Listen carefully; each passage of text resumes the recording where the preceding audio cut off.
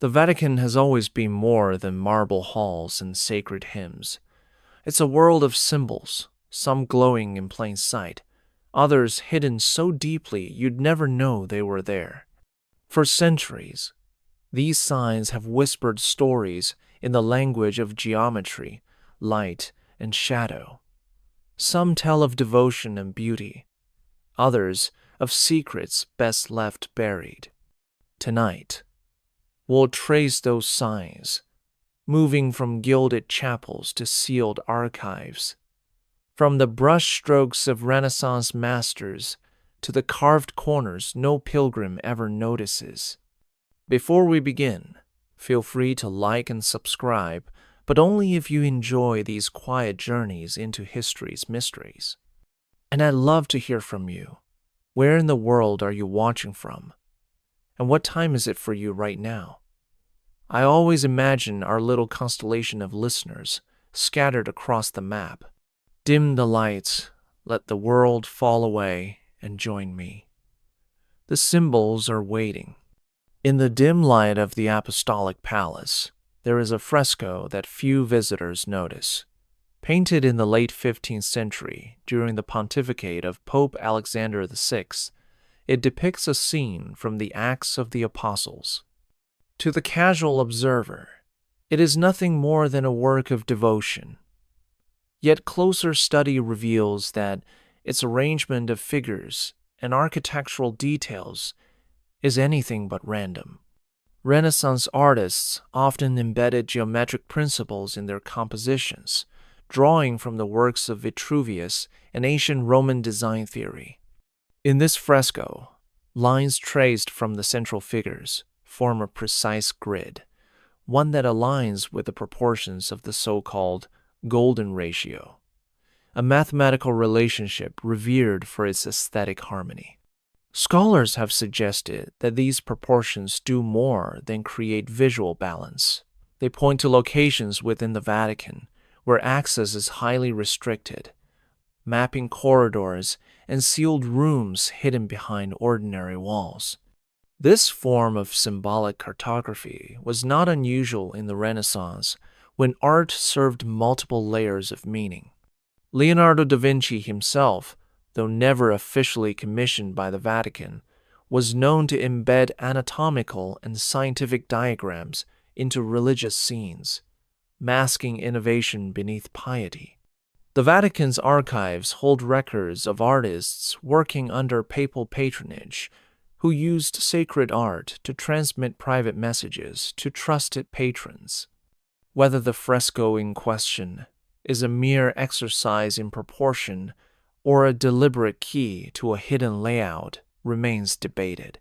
The documented date of its completion is 1498, matching an era when the papacy was both a spiritual authority and a political power at its height. Standing before it, one wonders if the painter intended future generations to notice the lines at all, or if they were meant only for the eyes of those who already knew the code. Leonardo da Vinci's name is often spoken in connection with the Vatican, though his direct work for the papal court was limited and came mostly during the reign of Pope Leo X in the early 16th century.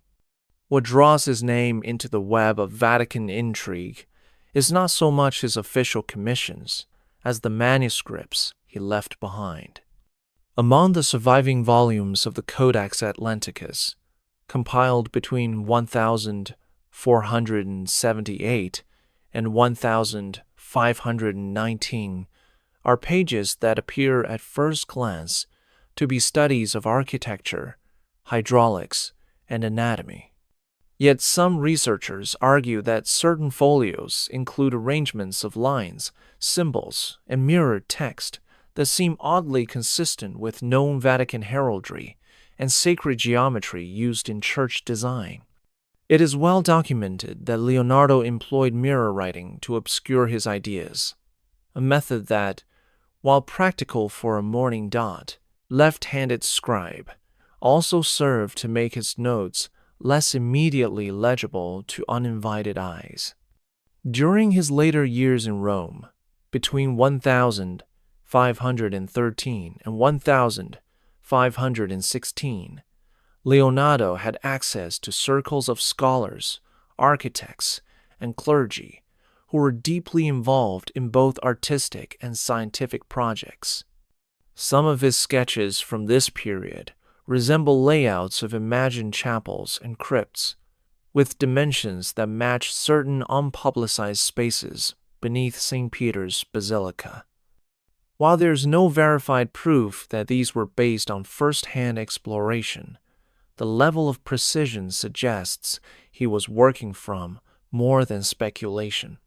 Papal correspondence from 1515 mentions a master of machines consulted on designs for fortifications and ceremonial devices, a reference many historians believe points to Leonardo. Whether his manuscripts contain deliberate clues to Vatican secrets or simply reflect his fascination with complex design, they remain a tantalizing puzzle, blurring the lines between recorded history and the silent corridors of unconfirmed truth. The papal seal, officially known as the fisherman's ring, has been used since at least the 13th century as both a symbol of authority and a functional tool for sealing official documents. The earliest reference to it appears in a 1265 record from the pontificate of Pope Clement IV, where it was described as bearing the image of St. Peter casting his nets. Over centuries, the design evolved, but certain geometric elements remained curiously consistent. When examined closely, many seals, particularly from the Renaissance period, display patterns that align with sacred geometry traditions, including the vesica piscis, an almond-shaped form associated with early Christian symbolism. The repeated use of such forms in papal insignia has led some researchers to suggest that these designs were more than decorative. Sacred geometry, with roots in Greek philosophy and medieval cathedral design, often served to encode theological or cosmological principles. Some art historians argue that the seal's proportions subtly referenced celestial cycles, which were of deep interest to church astronomers in an era when the calendar itself was a tool of political and religious power. In the 16th century, during the reign of Pope Gregory XIII, whose reform of the Julian calendar produced the Gregorian system still in use today, minor adjustments to the seal's design coincided with the Church's heightened attention to astronomical measurement. Whether intentional or coincidental, the geometry embedded in these seals appears to echo patterns found in other Vatican art and architecture, suggesting a visual language understood by a small, educated circle within the papal court. The seals were destroyed upon the death of each pope, making their surviving impressions rare and valuable to historians, seeking to understand the blend of symbolism, authority, and secrecy that defined their creation. At the very heart of St. Peter's Square stands an ancient Egyptian obelisk, rising over 25 meters and weighing more than 320 tons. It was originally erected in Heliopolis during the reign of Pharaoh Menkares, likely around the 13th century BCE, and brought to Rome by Emperor Caligula in 37 CE to adorn the circus of Nero. In 1586, under Pope Sixtus V, it was moved to its current position in the square, a feat of engineering overseen by Domenico Fontana. While its presence in the Vatican is well documented, what intrigues scholars is the precision of its alignment. Each year, on the equinoxes, the obelisk's shadow falls directly along a line embedded in the square's paving stones, a feature deliberately incorporated during the 17th century redesign by Gian Lorenzo Bernini. This alignment transforms the monument into a colossal gnomon, effectively turning the square into a solar clock. In an era when the Church closely monitored the measurement of time for liturgical purposes, such precision was both practical and symbolic. Ancient Egyptian obelisks were often associated with the sun god Ra, representing a frozen ray of sunlight. By placing one at the center of the Vatican, the papacy not only claimed a trophy of imperial Rome, but also absorbed a symbol of ancient solar worship into the heart of Christendom. Inscriptions added in Latin by Sixtus V frame the obelisk as a monument to Christian triumph. Yet the stone still bears the unspoken legacy of its pre-Christian origins. This blending of pagan and Christian symbolism in a single monument reflects the Vatican's long history of appropriating and reinterpreting ancient symbols to serve new theological narratives, while preserving their visual and astronomical power. In a small chapel within the Vatican, sunlight streams through stained glass windows that, at first glance, depict traditional scenes of saints and scriptural events. Yet, when examined more closely, these windows reveal a deliberate numerical pattern in their arrangement of colored panes. The chapel was completed in the early 17th century during the papacy of Paul V, whose reign from 1605 to 1621 oversaw significant architectural projects in St. Peter's Basilica and its surrounding structures. Glassmakers from Murano were commissioned to create these works, blending artistry with symbolic meaning.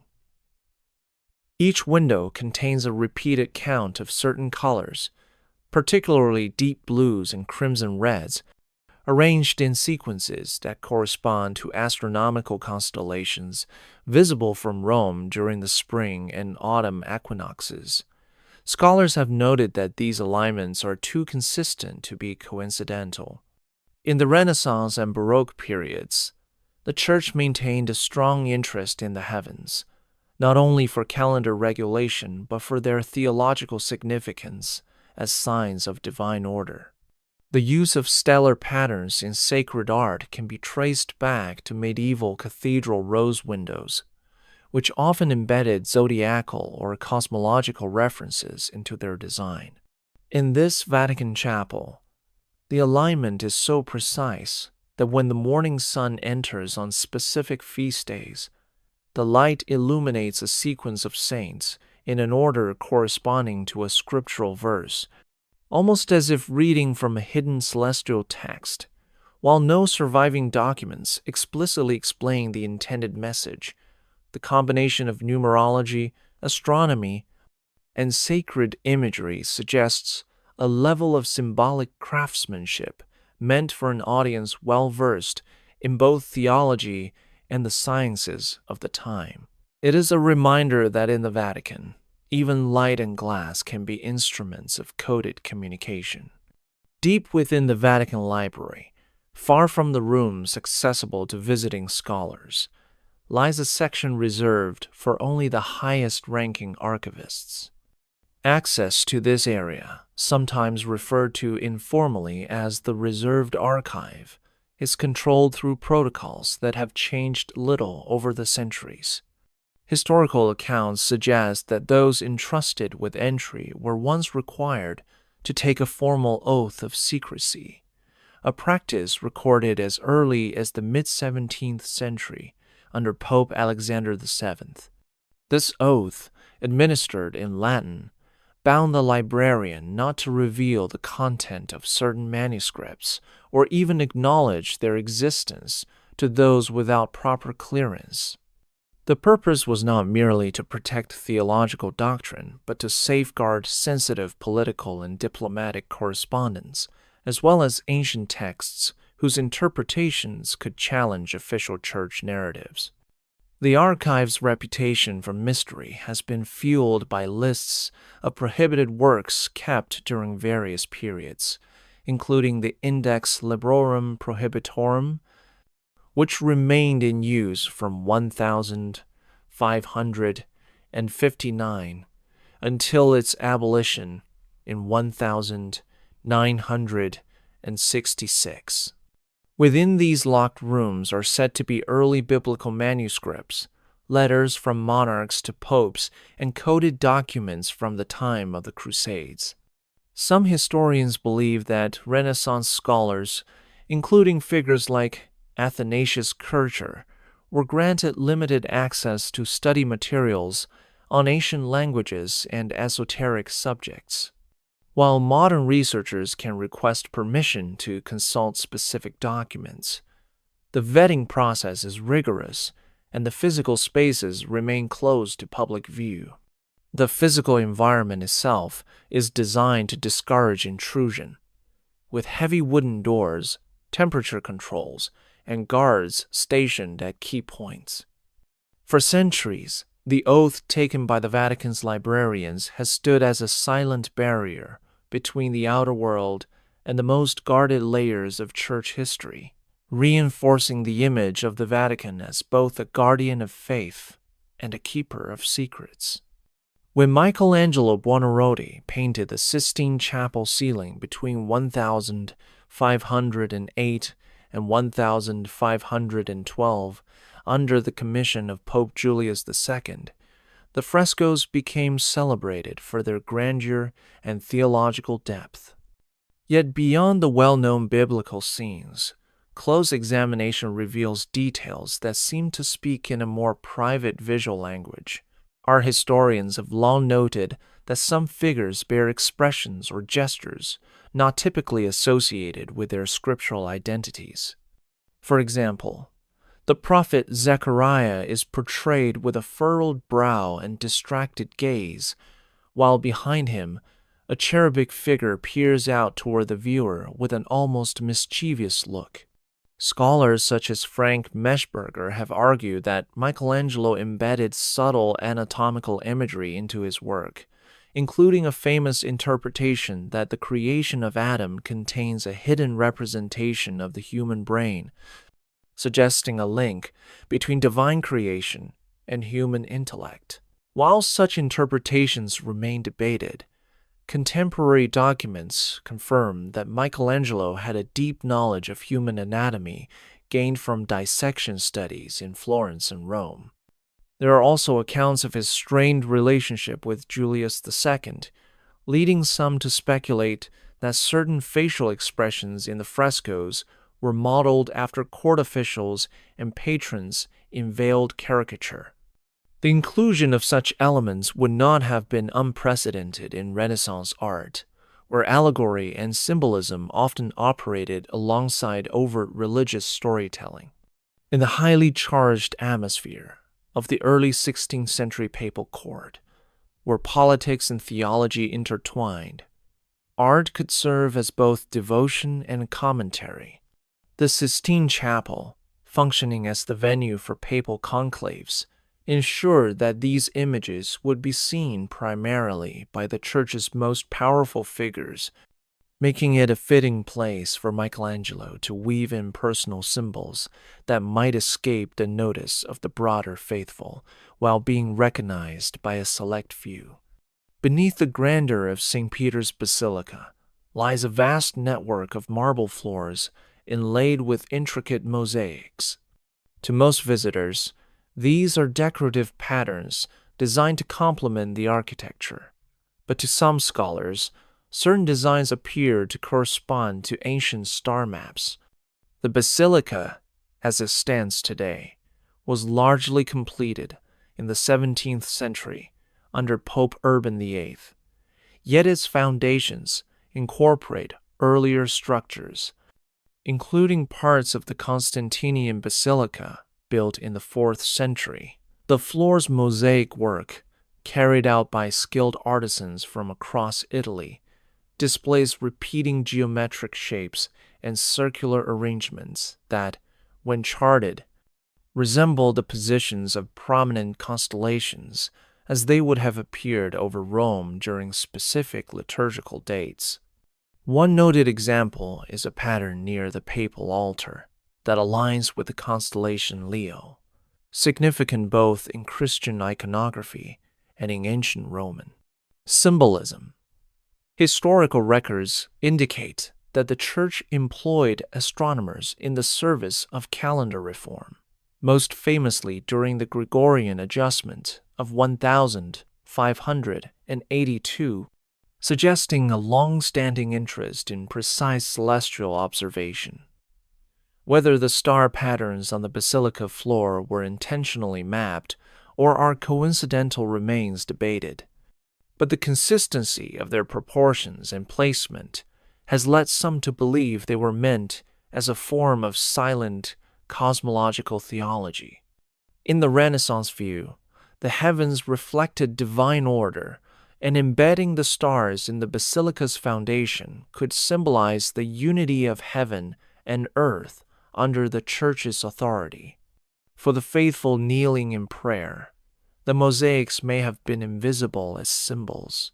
Yet, for those aware of their potential meaning, they served as a reminder that the Vatican stood not only at the center of the Christian world, but also aligned with the eternal patterns of the sky.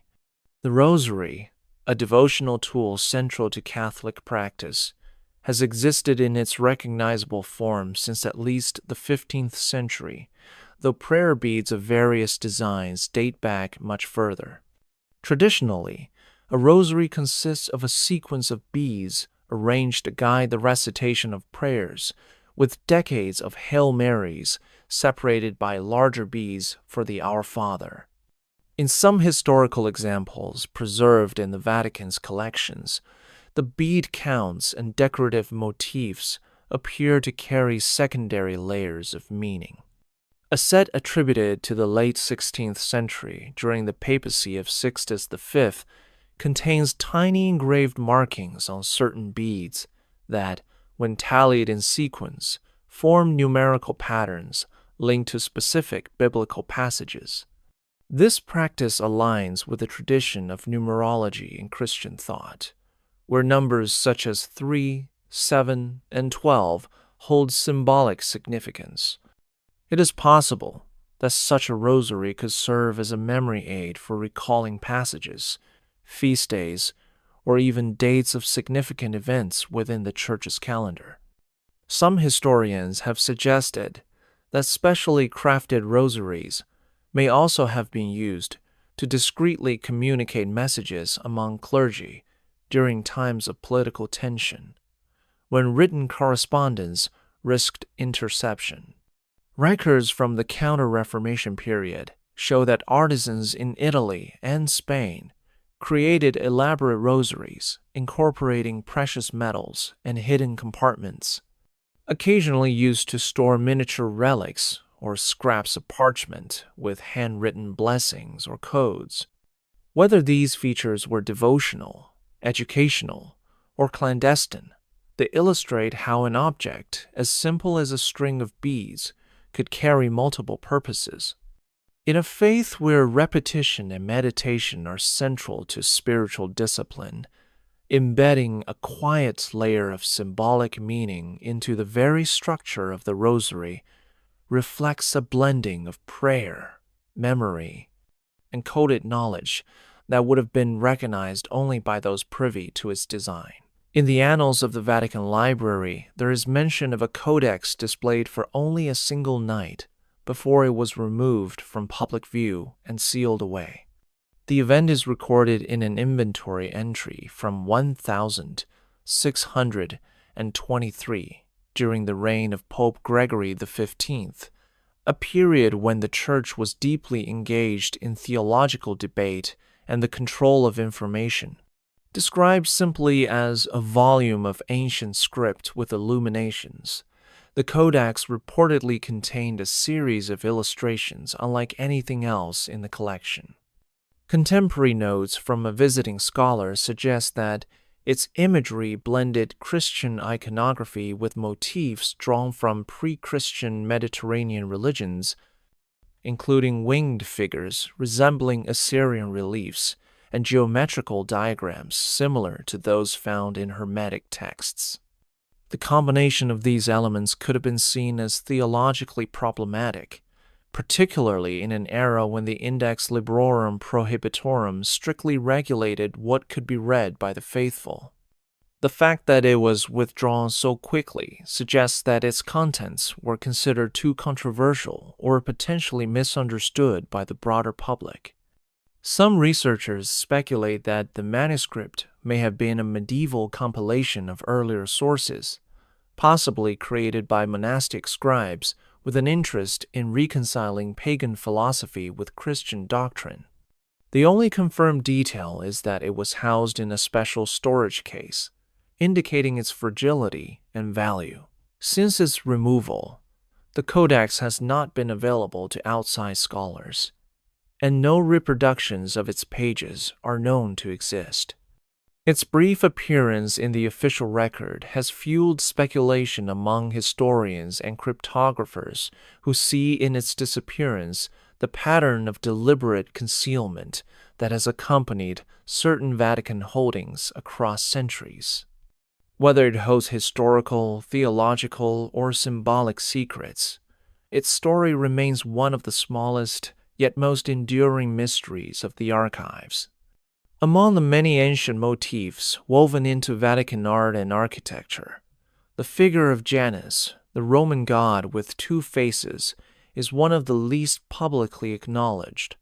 Janus symbolized beginnings and transitions, looking both to the past and the future, and in Roman religion he presided over gates, doors, and passages. His image was not typically associated with Christian theology, yet examples of double-faced figures appear in certain decorative carvings within Vatican buildings dating from the Renaissance. One such carving, located in a little-visited corridor leading toward the Apostolic Palace, shows a stylized head with two profiles facing opposite directions. Though weathered, the carving bears the hallmarks of early 16th century craftsmanship, likely created during the reign of Pope Julius II.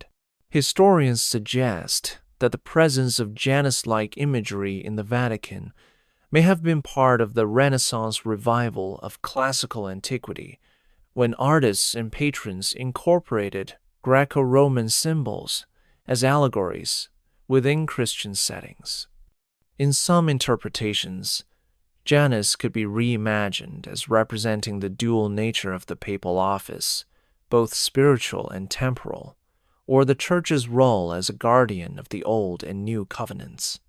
The use of such a symbol would not have been unprecedented in that era, when classical references often appeared in religious contexts, subtly reframed to fit Christian narratives.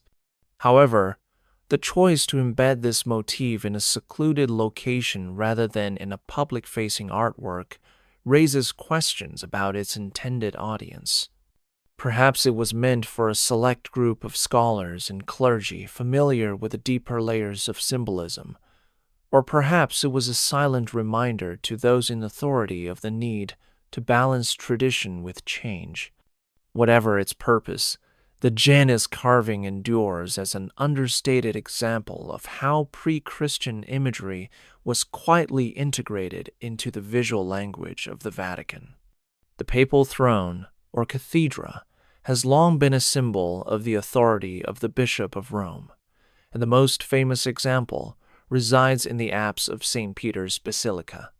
The bronze encasement, designed by Gian Lorenzo Bernini in the mid-17th century, contains what is traditionally said to be the ancient wooden chair of St. Peter, though the actual age of the wood has been debated by historians and conservators.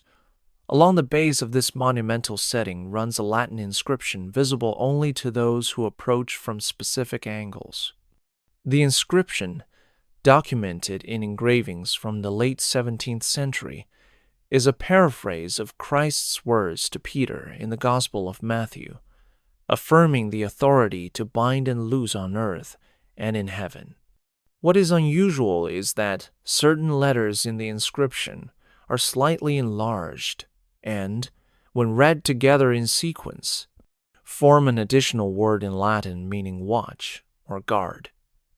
This practice of embedding secondary messages in inscriptions has precedent in Renaissance and Baroque church art, where acrostics and letter patterns could carry theological, political, or even personal messages. The positioning of this hidden word may have been a discreet reminder to the clergy that the authority represented by the throne is inseparable from the responsibility of vigilance, both in guarding the faith and in safeguarding the Church's earthly possessions. Given Bernini's close ties to the papal court and his reputation for weaving symbolic layers into his designs, it is plausible that this detail was intentional. Whether or not the message was widely recognized by contemporaries, it demonstrates how even the most prominent and formal symbols of papal power could carry subtle, coded elements visible only to those who knew where to look. The distinctive uniforms of the Swiss Guard, with their bold stripes of blue, red, and yellow, are among the most recognizable symbols of the Vatican. Commonly believed to have been designed by Michelangelo, their current form actually dates to the early 20th century under Commandant Jules Rapond, who based the look on Renaissance paintings and descriptions from the early 1500s. Historical records show that color has always played a role in the Guard's attire, with earlier versions incorporating the Medici family's colors to honor Pope Julius II's alliances. Scholars examining the arrangement of the stripes have noted recurring sequences that align with heraldic traditions, where colors and patterns carry specific meanings. In heraldry, blue can symbolize loyalty and truth. Red can signify courage and sacrifice, and yellow or gold can represent faith and generosity. The combination could thus be read as a coded declaration of the Guard's virtues and duties. Some researchers have suggested that certain uniform variations worn during ceremonial events incorporate subtle differences in stripe counts or arrangements, possibly to mark anniversaries, honor particular pontiffs, or signal internal ranks beyond the obvious insignia. While no official Vatican source has confirmed such interpretations, the tradition of using visual cues in military dress to convey meaning is well established in European history. The Swiss Guard, established in 1506 by Pope Julius II, has always been more than a protective force. It has served as a living emblem of loyalty to the papacy.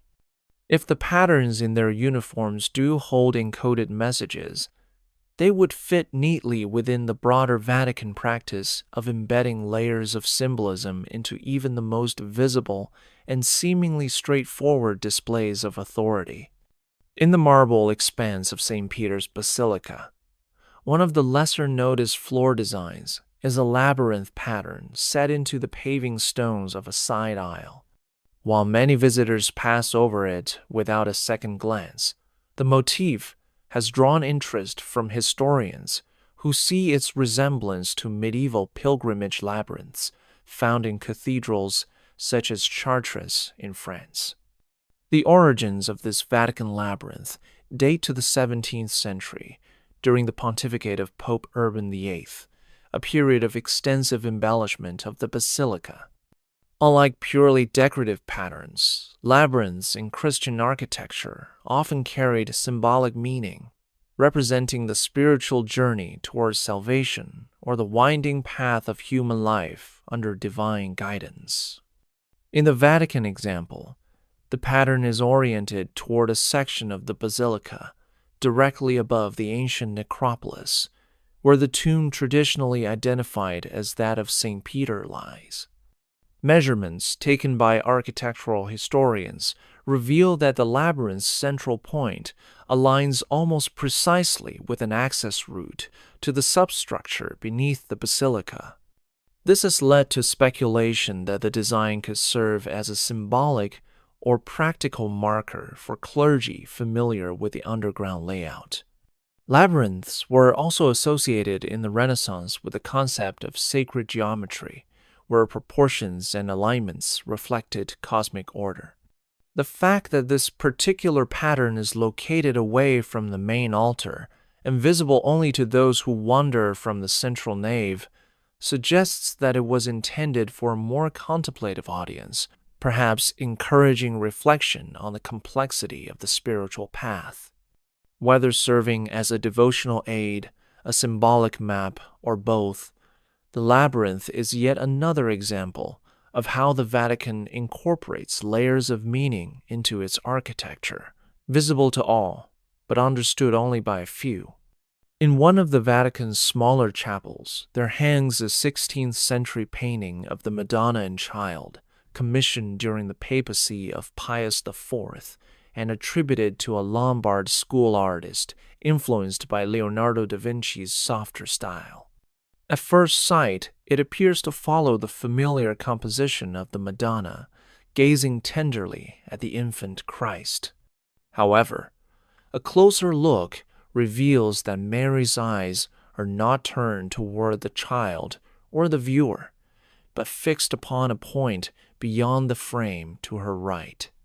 Art historians have debated whether this was a simple stylistic choice or a deliberate signal. When the painting is considered alongside the chapel's layout, Mary's gaze aligns with a now sealed doorway, once leading to a small reliquary chamber recorded in 17th century inventories. This chamber was said to contain minor relics associated with early Christian martyrs, though its contents have not been publicly displayed for centuries. The red drapery in the background of the painting is rendered with an unusual depth, and some scholars suggest it may be concealing subtle shapes or letters, a technique used in certain devotional works to embed scriptural references or symbolic initials. The fact that the painting's perspective and sightline were preserved even after renovations altered the chapel's access points indicates that its alignment was intentional and perhaps important to those who originally commissioned it.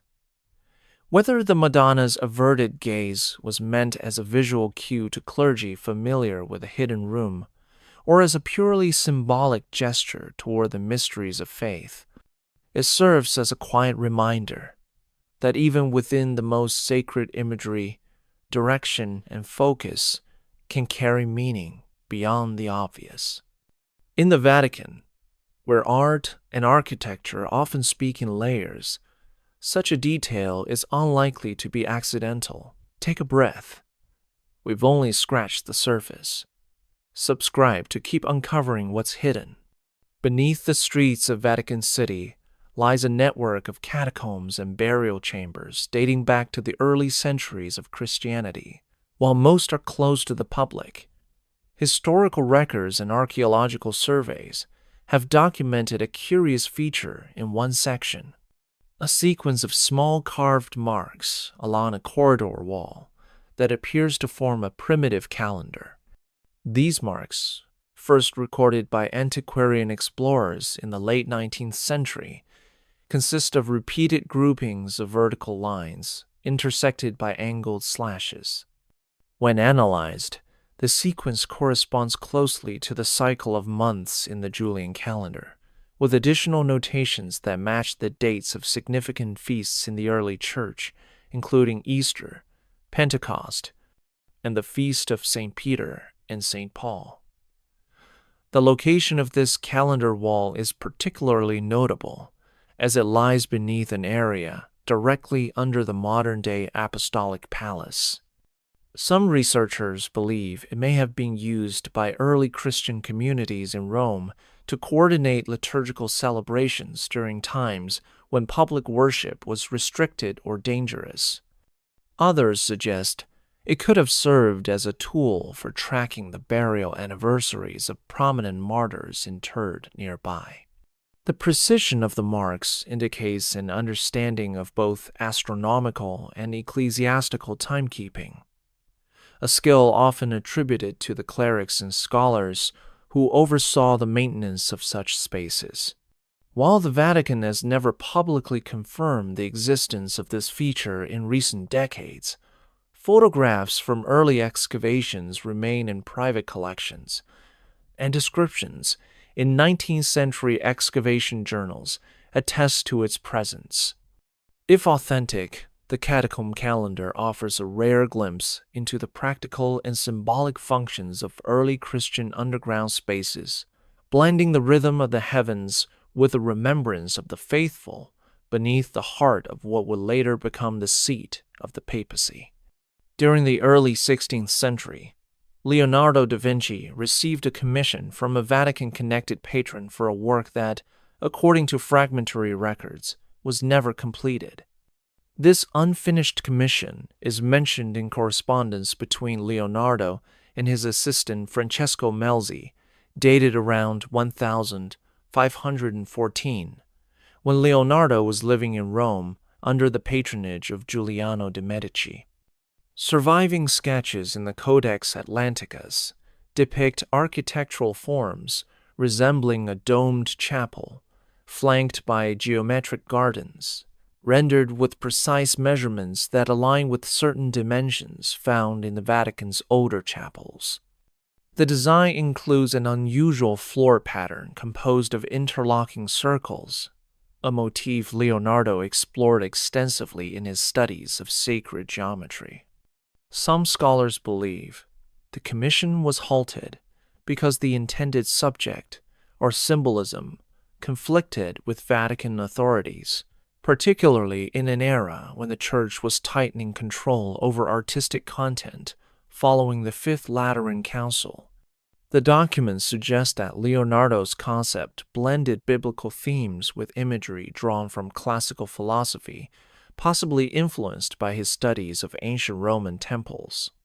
There are hints that the project may have involved a concealed chamber or alcove, accessible only through a carefully disguised entrance, an architectural device Leonardo sketched in other contexts. If the commission had been realized, it would have stood as a rare example of Leonardo's work integrated directly into Vatican religious architecture. Its abandonment left only the preparatory studies, which remain open to interpretation.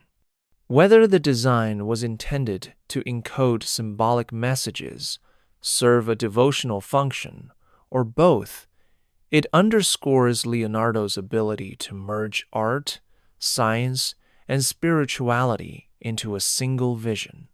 The Vatican's official records acknowledge the commission in passing, but no finished work exists, leaving researchers to piece together its purpose from the fragments Leonardo left behind. In one of the Vatican's lesser-known courtyards, there once stood a large stone sundial, dismantled in the late 19th century and now preserved in storage.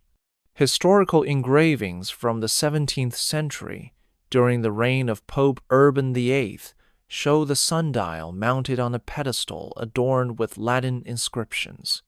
While sundials were common in ecclesiastical settings for regulating prayer times, this example appears to have had an additional, more esoteric purpose. Contemporary accounts by visitors describe markings not only for the hours of the day, but also for the division of the year into liturgical seasons, along with symbols corresponding to the phases of the moon. Such integration of solar and lunar cycles would have allowed the sundial to function as a tool for calculating the date of Easter, which depends on both astronomical events. More curious still is the presence, noted in a surviving sketch, of a small circular diagram engraved beneath the gnomon's base. This diagram has been interpreted by some as a stylized representation of the human soul's journey, echoing imagery found in medieval cosmological manuscripts. Its placement suggests a deliberate connection between the measurement of time and the measurement of spiritual progress. The sundial's relocation and eventual removal from public display coincided with renovations to the courtyard in the 1880s. after which it was placed in a secure area, accessible only to authorized staff. Although photographs exist in the Vatican's internal archives, no official interpretive study has been published in modern times. If the markings indeed served both practical and symbolic purposes, this sundial would be a rare artifact, linking astronomical observation, liturgical calculation, and spiritual allegory in a single instrument, embodying the Church's historical role as both keeper of time and guide of souls. In the apse of a small Vatican chapel lies an altar whose marble surface is inlaid with an intricate mosaic of zodiac symbols.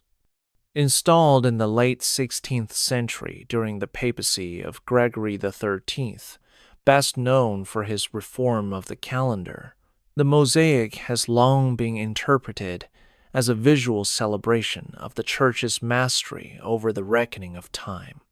The 12 zodiac signs are arranged in a circular band, each separated by small gilt medallions bearing images of saints. While the presence of such symbols in a Christian sacred space might seem unusual, the Renaissance Church frequently absorbed and reinterpreted elements from classical antiquity, recasting them as allegories of divine order in creation. In this arrangement, each zodiac sign is paired with a corresponding feast or season in the liturgical year, visually merging biblical chronology with the cycles of the heavens. Some historians believe the altar also functioned as a teaching tool for clergy, allowing them to demonstrate the relationship between astronomical events and the dating of movable feasts such as Easter. This integration of sacred and celestial imagery reflects the worldview of the period, in which the natural order was seen as a reflection of divine will. The precision of the mosaic's orientation has led to speculation that it may also have served as a form of astrological clock, with sunlight striking specific symbols at particular times of the year. Although astrology as divination was officially discouraged, its visual language persisted in art and architecture as a means of expressing harmony between the Creator and the cosmos. The altar stands as a reminder of a time when theological and astronomical knowledge were intertwined, and when even the most sacred spaces could serve as maps of both the spiritual and the celestial realms. Within one of the Vatican's reception halls, a sprawling floor mosaic depicts what at first appears to be an abstract arrangement of shapes and colors. Created in the late 17th century under the direction of Pope Clement XI, the mosaic was the work of artisans from the famed Cosmati family tradition, known for geometric designs of remarkable precision.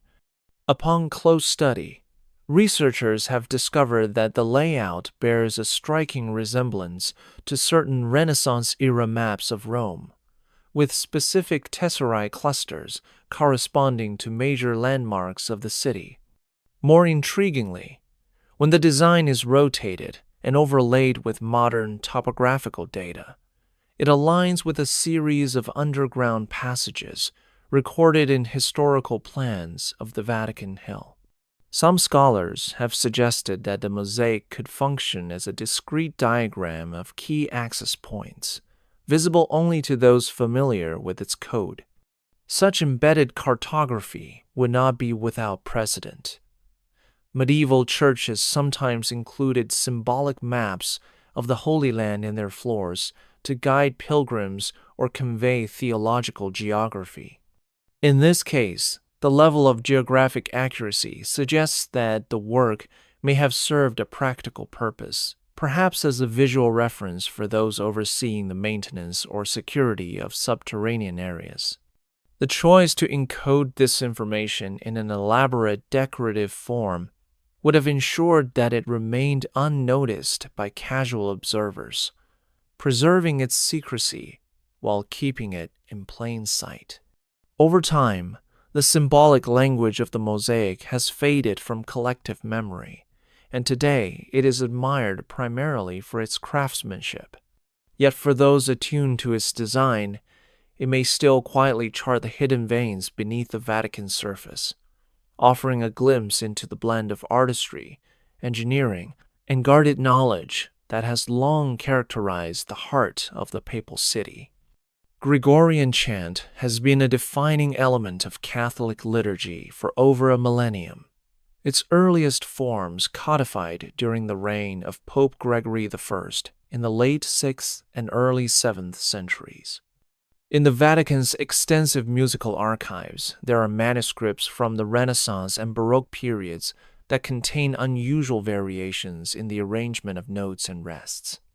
One 17th century antiphonal, used in special papal ceremonies, features sequences of musical intervals that, when transcribed into corresponding letters through a simple cipher, produce Latin words unrelated to the liturgical text. Musicologists who have studied the manuscript note that the embedded phrases are short, sometimes consisting of a single verb or noun, such as vigilare, to watch, or clavis, key. While these could be coincidental, their deliberate repetition in multiple pieces suggests an intentional design. The tradition of hiding messages in music is documented in European history. Composers such as Josquin des Prez and Johann Sebastian Bach employed musical cryptograms to encode names or dedications.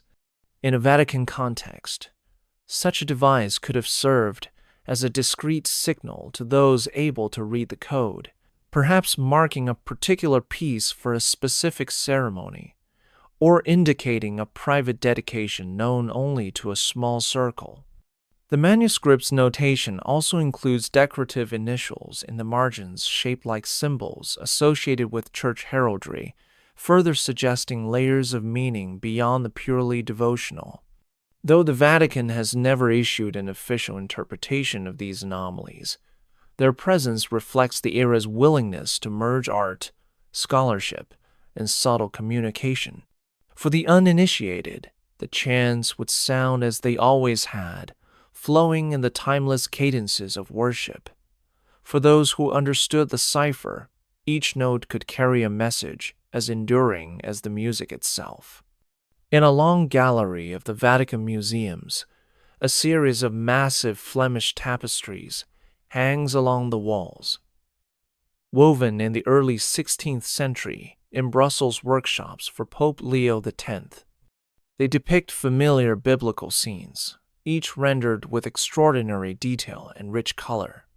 On close inspection, a single crimson thread appears in every tapestry, woven in such a way that it traverses from one image to the next, connecting figures and landscapes that, in narrative terms, have no direct relation.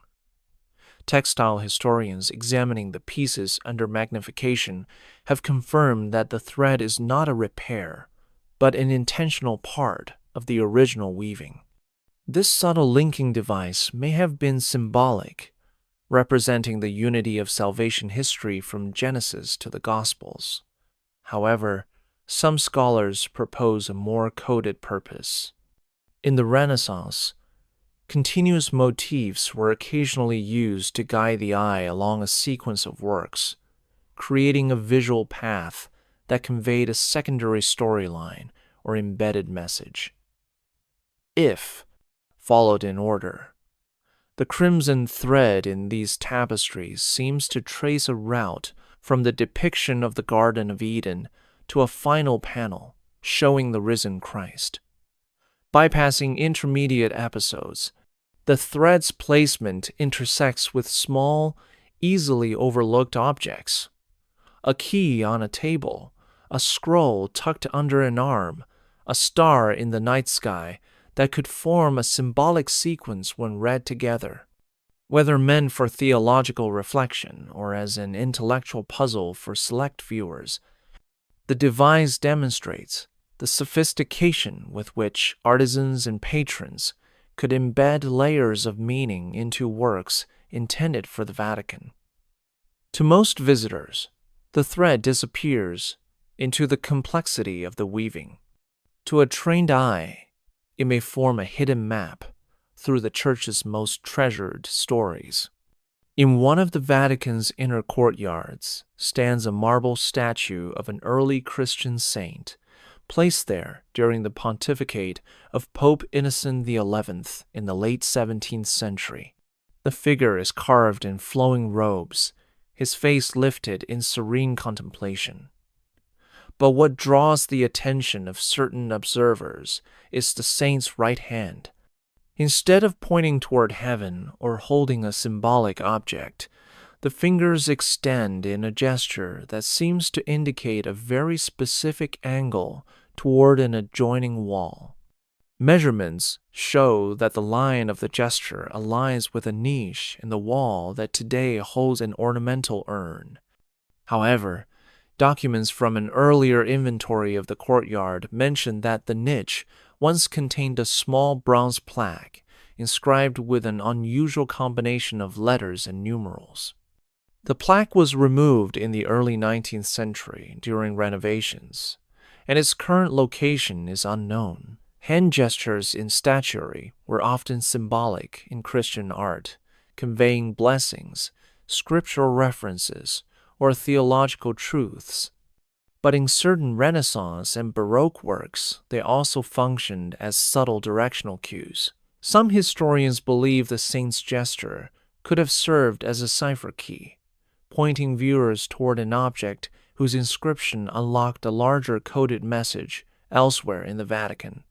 Such a practice would have been consistent with the era's fascination with puzzles and symbolic language, especially among learned clergy and patrons versed in classical and biblical scholarship. Without the original plaque, the precise meaning of the gesture remains speculative, yet its deliberate nature is difficult to dismiss. Whether it guided the eye to a devotional reminder or to an element of a hidden code, the statue continues to stand as both art and silent messenger in the Vatican's layered visual language. During a renovation of one of the Vatican's lesser-known chapels in the mid-19th century, workers uncovered a sealed compartment at the base of a marble column. Inside was a small lead cylinder containing a rolled parchment, now preserved in the Vatican Library. The letter, written in Latin and dated to 1587 during the reign of Pope Sixtus V, appears to have been authored by a cleric identified only by initials. Its contents are cryptic, consisting of a series of biblical quotations interspersed with numerical notations and references to locations within the Vatican complex. Some scholars believe these numbers correspond to measurements in Roman palms, a unit still in occasional use during the Renaissance, which could point to precise spots in the city. The letter's placement within the column suggests that it was meant to be hidden for centuries, perhaps as part of a time-delayed communication to future custodians of the site. Similar hidden messages have been found in the cornerstones of European churches, often placed there by builders or patrons to mark significant events or pass along symbolic instructions. In this case, the choice of biblical verses, several from the Book of Revelation, has led to speculation that the letter may encode a theological warning or a prophecy interpreted by a particular circle within the church. The absence of any official commentary on the document, combined with its unusual concealment, has only deepened interest among historians and cryptographers.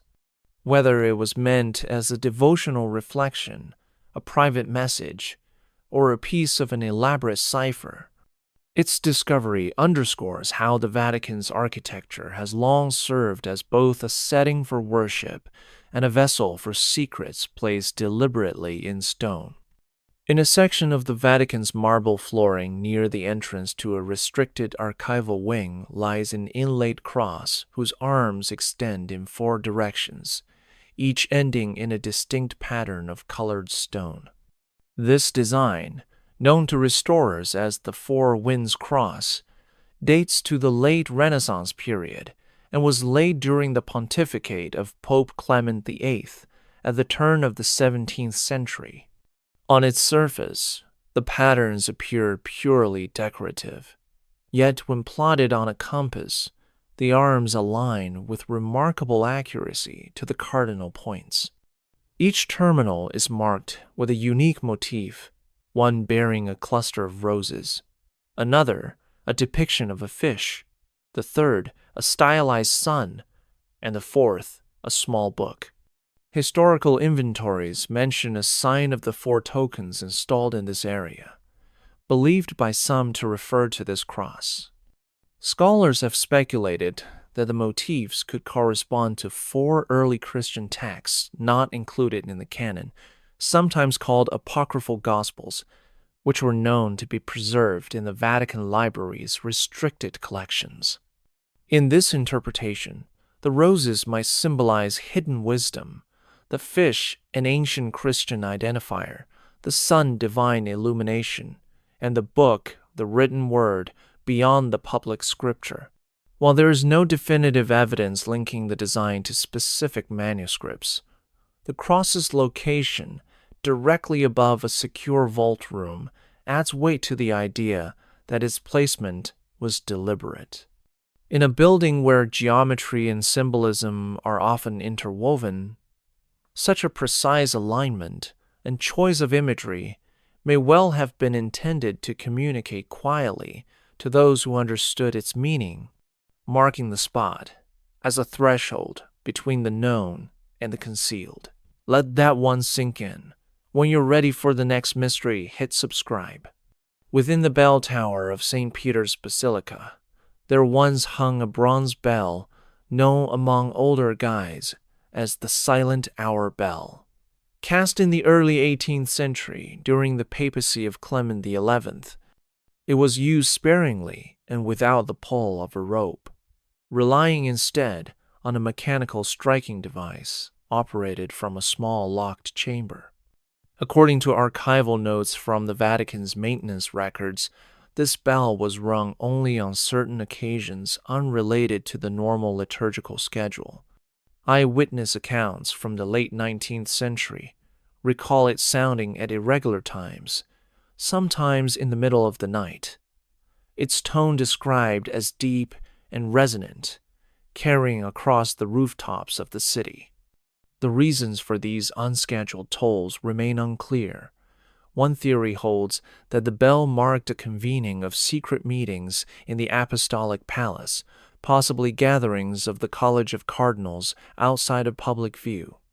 Another suggests it was tied to astronomical observations, signaling the completion of timed measurements from the Vatican Observatory before its relocation to Castel Gandolfo in the 1930s.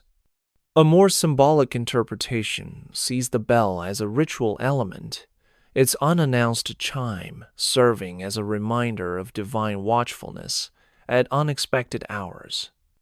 The bell was removed from regular use in the early 20th century during structural renovations to the tower, after which it was placed in storage. Today, it remains in the Vatican's possession, though it is rarely displayed. Whether it served as a covert signal, a scientific instrument, or a ceremonial device, the Silent Hour Bell stands as a reminder that sound, like art and architecture, could be enlisted in the Vatican's layered language of signs, communicating messages meant for select ears while the rest of the city slept unaware. Tucked into a dimly lit hallway of the Apostolic Palace is a gilded mirror framed with elaborate Baroque scrollwork, believed to date from the pontificate of Alexander VII in the mid-17th century. While mirrors in papal residences were often luxury objects imported from Venice, This example has long attracted attention for its unusual reflective quality. Observers have noted that the mirror subtly distorts perspective, causing architectural lines and doorways in its reflection to appear shifted by a small but perceptible angle. Restoration experts who examined it in the early 20th century found that the glass was intentionally ground with a curvature different from conventional mirrors of the period. Some historians speculate that this distortion was not a flaw, but a deliberate feature, possibly allowing a viewer to observe movement in adjacent rooms or corridors without revealing their own position. A surviving household inventory from 1663 refers to it as lo specchio di guardia, the watch mirror, which may support the theory that it served a discrete surveillance function within the papal apartments.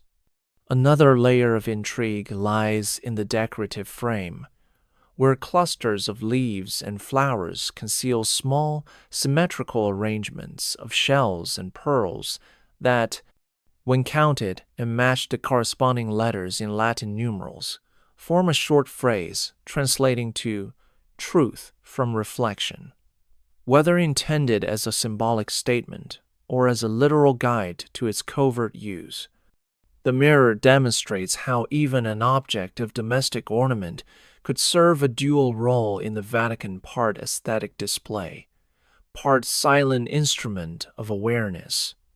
In a place where access and information were tightly managed, the ability to see without being seen would have been a valuable asset, preserved behind the gilt curves of a seemingly ordinary furnishing.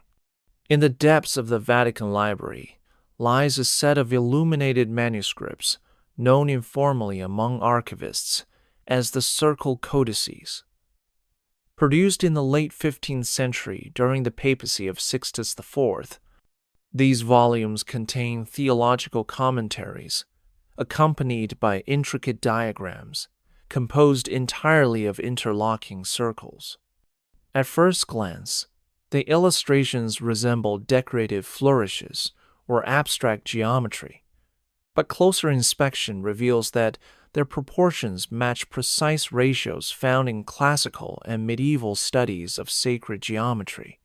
Marginal notes in Latin, written in a careful humanist hand, refer to the divine measure and to biblical passages that speak of heavenly order.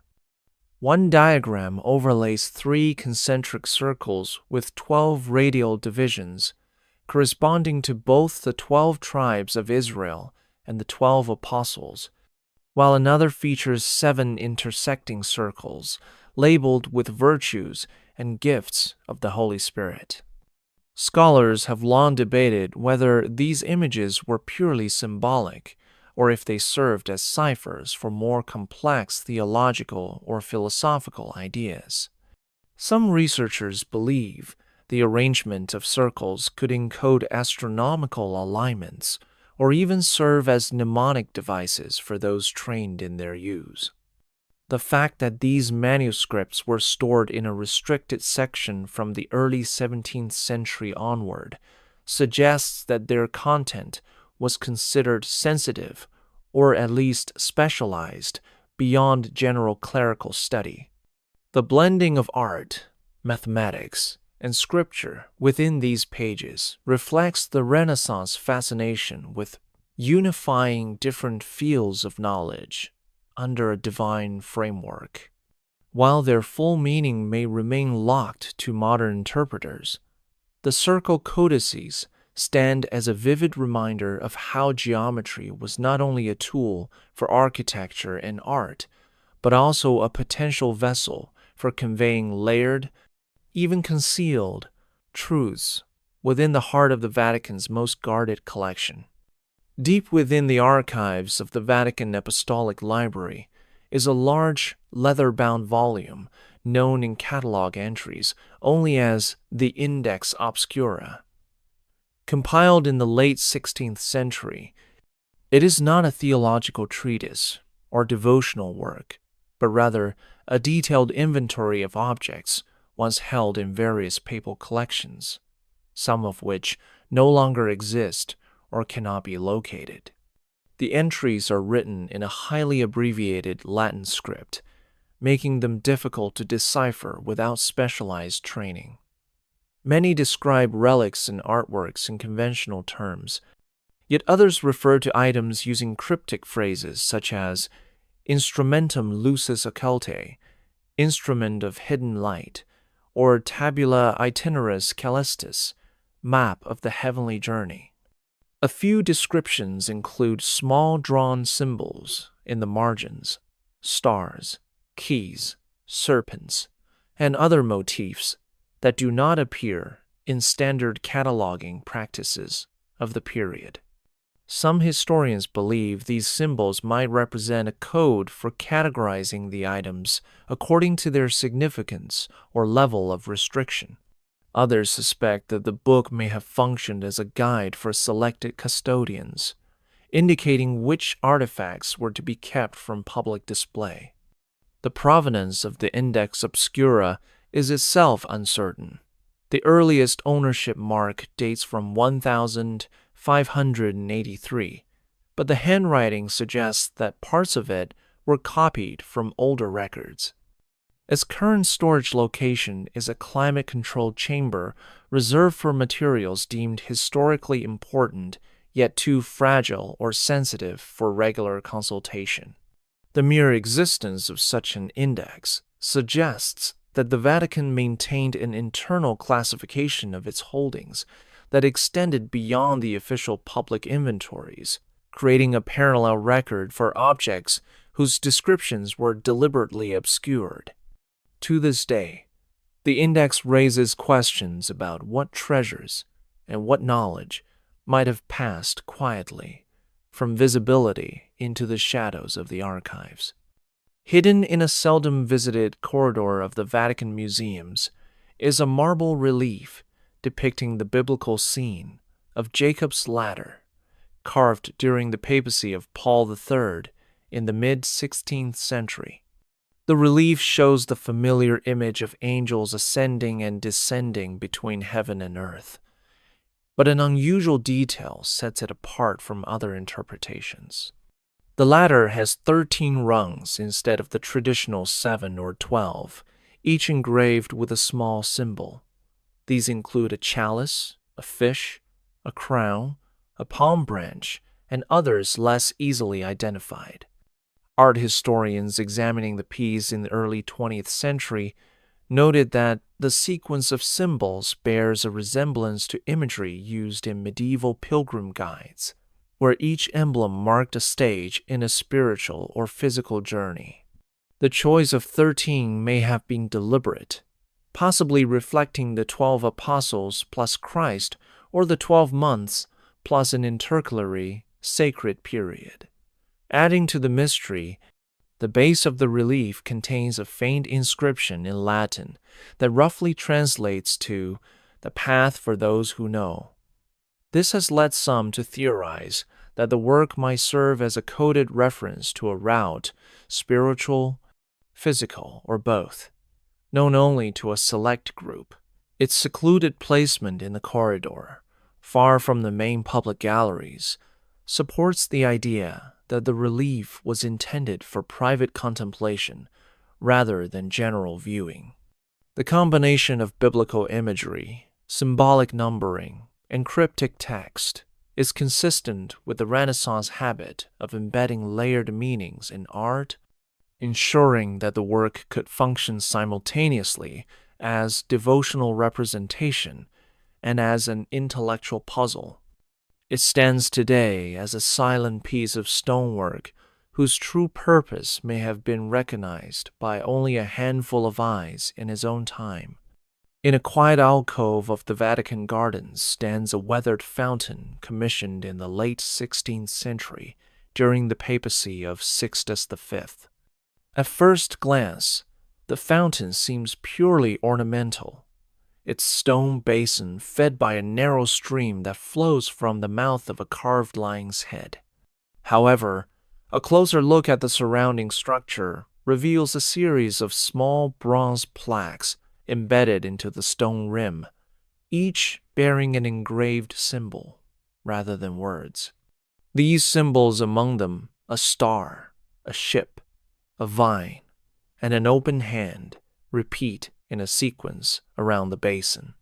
Historians who have studied the fountain note that the same symbols appear in certain illuminated manuscripts of the period, where they served as emblematic shorthand for virtues, biblical passages, or stages of spiritual development. In this context, the fountain may have been designed as more than a garden ornament. Its placement within a secluded corner of the gardens, accessible only to trusted members of the papal household, suggests it could have served as a meditative station or even a visual guide for a form of spiritual exercise. Water flowing past each symbol in turn might have been intended to evoke the passage of the soul through these stages, culminating in renewal. A surviving garden plan from 1590 marks the fountain with a small cross, unusual for purely decorative features, hinting at a devotional or ceremonial role.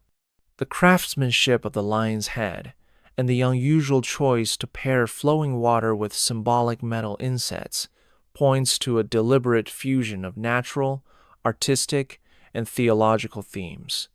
Though largely overlooked by modern visitors, the fountain remains a quietly eloquent reminder that in the Vatican's design, even a gentle stream of water could carry meanings as layered as any page of scripture. In one of the Vatican's lesser-known stairwells, accessible only through a narrow side passage, the walls are lined with a fresco cycle painted during the reign of Pope Innocent VIII in the late 15th century. The scenes at first appear to be straightforward depictions of the Acts of the Apostles, but closer examination reveals that each image contains a small architectural feature, an archway, a doorway, or a window whose design does not match the actual structures depicted in the biblical narrative. Architectural historians have discovered that when these painted features are sketched and arranged in the order of the stairwell's ascent, they form a continuous plan resembling a floor map of part of the apostolic palace as it existed in the Renaissance. Certain doorways in the fresco correspond to actual entrances that have since been sealed, while others align with rooms still in use but rarely visited. The possibility that the stairwell's decoration doubled as a discrete map is strengthened by the fact that this space would have been used primarily by staff and clerics familiar with the building's restricted areas.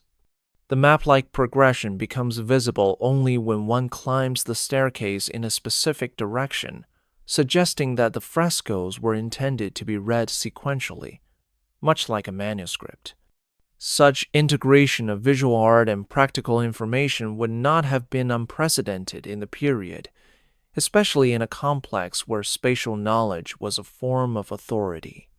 Today, most passers-by notice only the gentle fading of the fresco colors, unaware that they may be walking through a carefully constructed guide embedded in paint.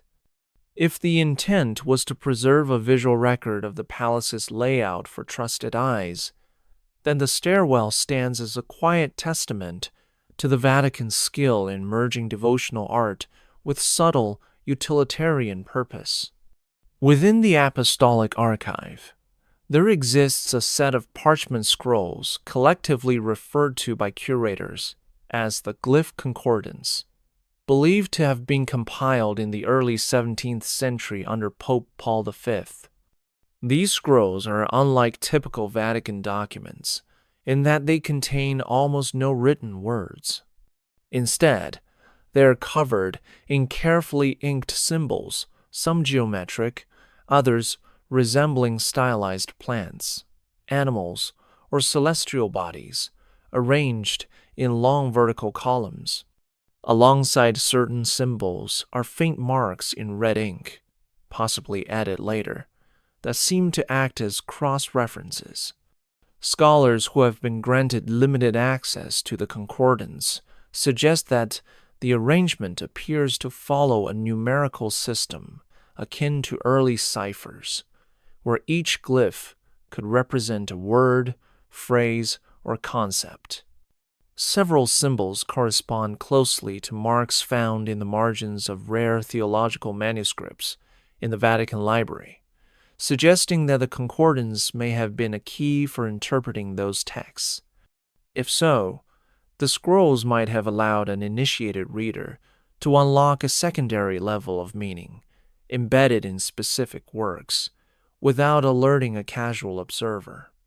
The preservation of the concordance on scrolls rather than bound volumes could indicate its use in situations where flexibility and concealment were important, allowing it to be rolled and hidden quickly.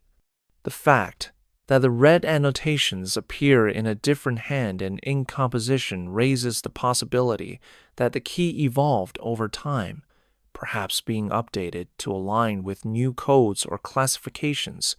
Its purpose remains speculative, as no official explanation has ever been published, but the concordance stands as a rare physical reminder that symbols, when curated and cross-referenced, can form a language every bit as deliberate and guarded as words, preserving knowledge in plain sight yet beyond immediate comprehension.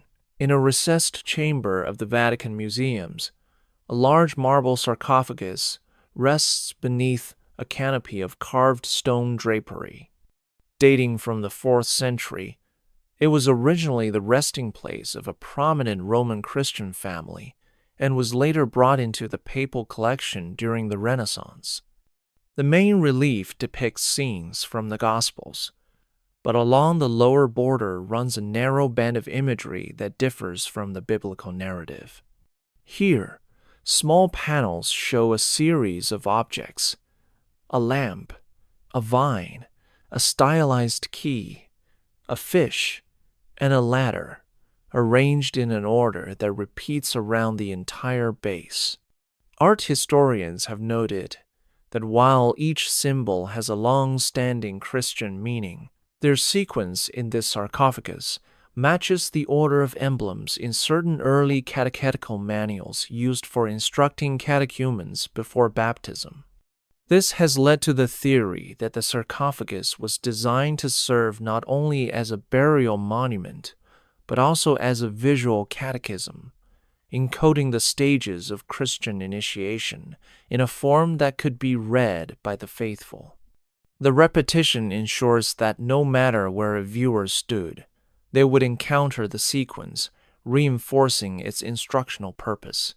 When the sarcophagus was moved to its present location in the 16th century, curators placed it so that the band of symbols sits at eye level, suggesting that its visual message remained valued.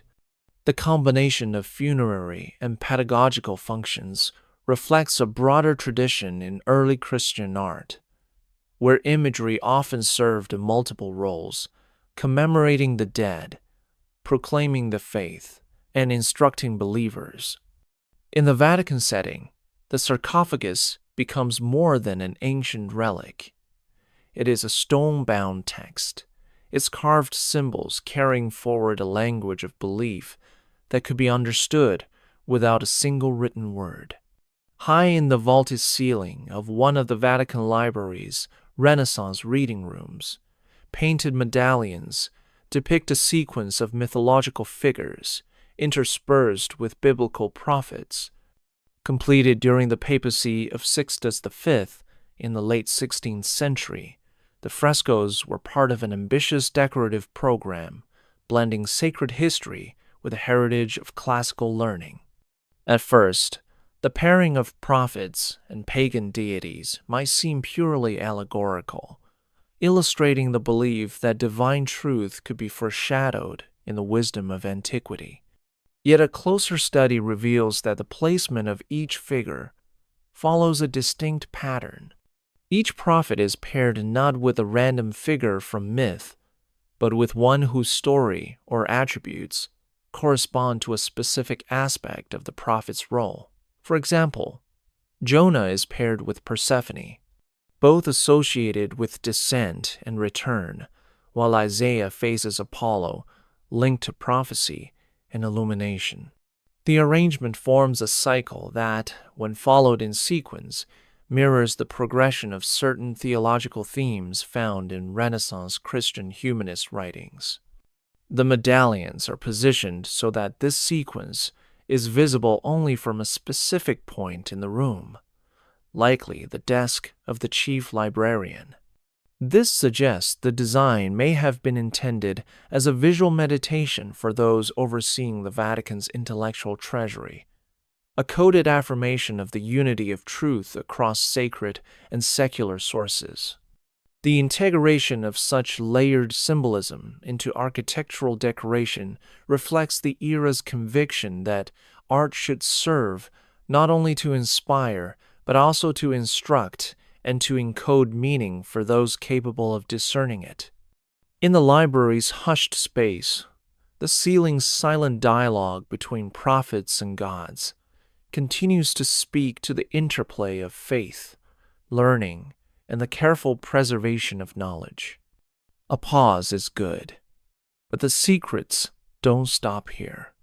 Subscribe and stay close. In a seldom visited corridor leading toward the Apostolic Palace, a bronze door installed during the papacy of Urban VIII in the early 17th century bears an intricate array of engraved panels. Each panel features a different plant rendered with remarkable botanical accuracy, from olive branches and laurel to less common species like pomegranate and myrtle.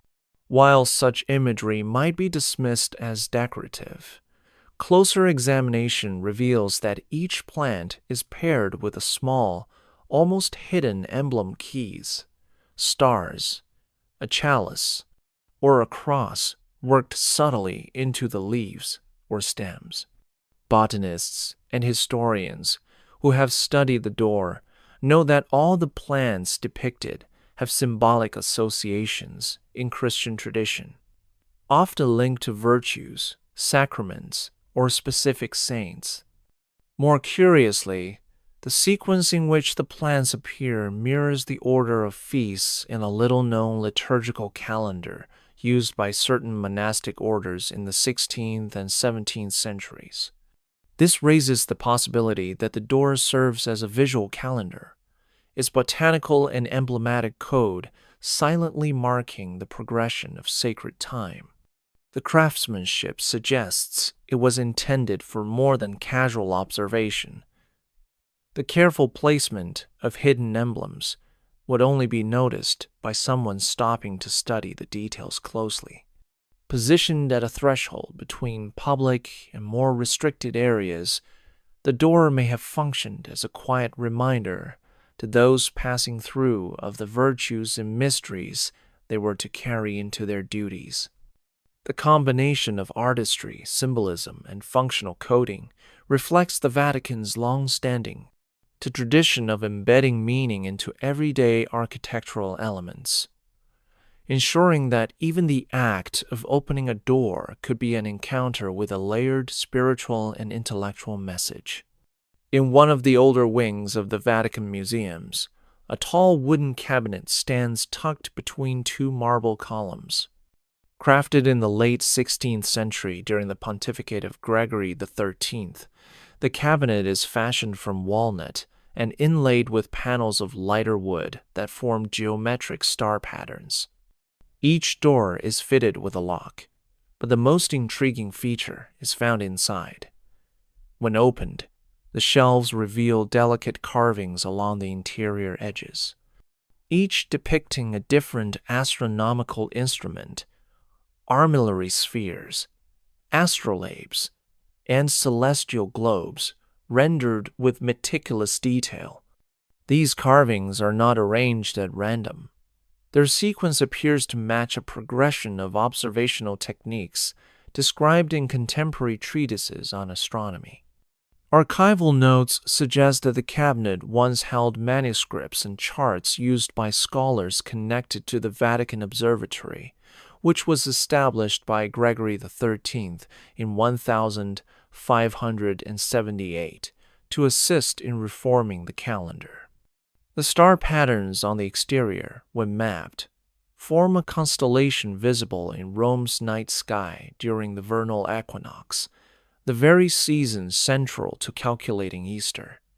The combination of scientific imagery and secure storage hints at a dual purpose, both safeguarding valuable documents and symbolically reflecting the unity of faith and the study of the heavens. That such a cabinet would be placed in a semi-public corridor might seem unusual. Yet, it could have served as a subtle statement of the Church's authority over celestial knowledge. Today, the cabinet stands empty, its locks no longer functional, but the interplay of form, symbolism, and historical function continues to suggest that it was once far more than a piece of furniture.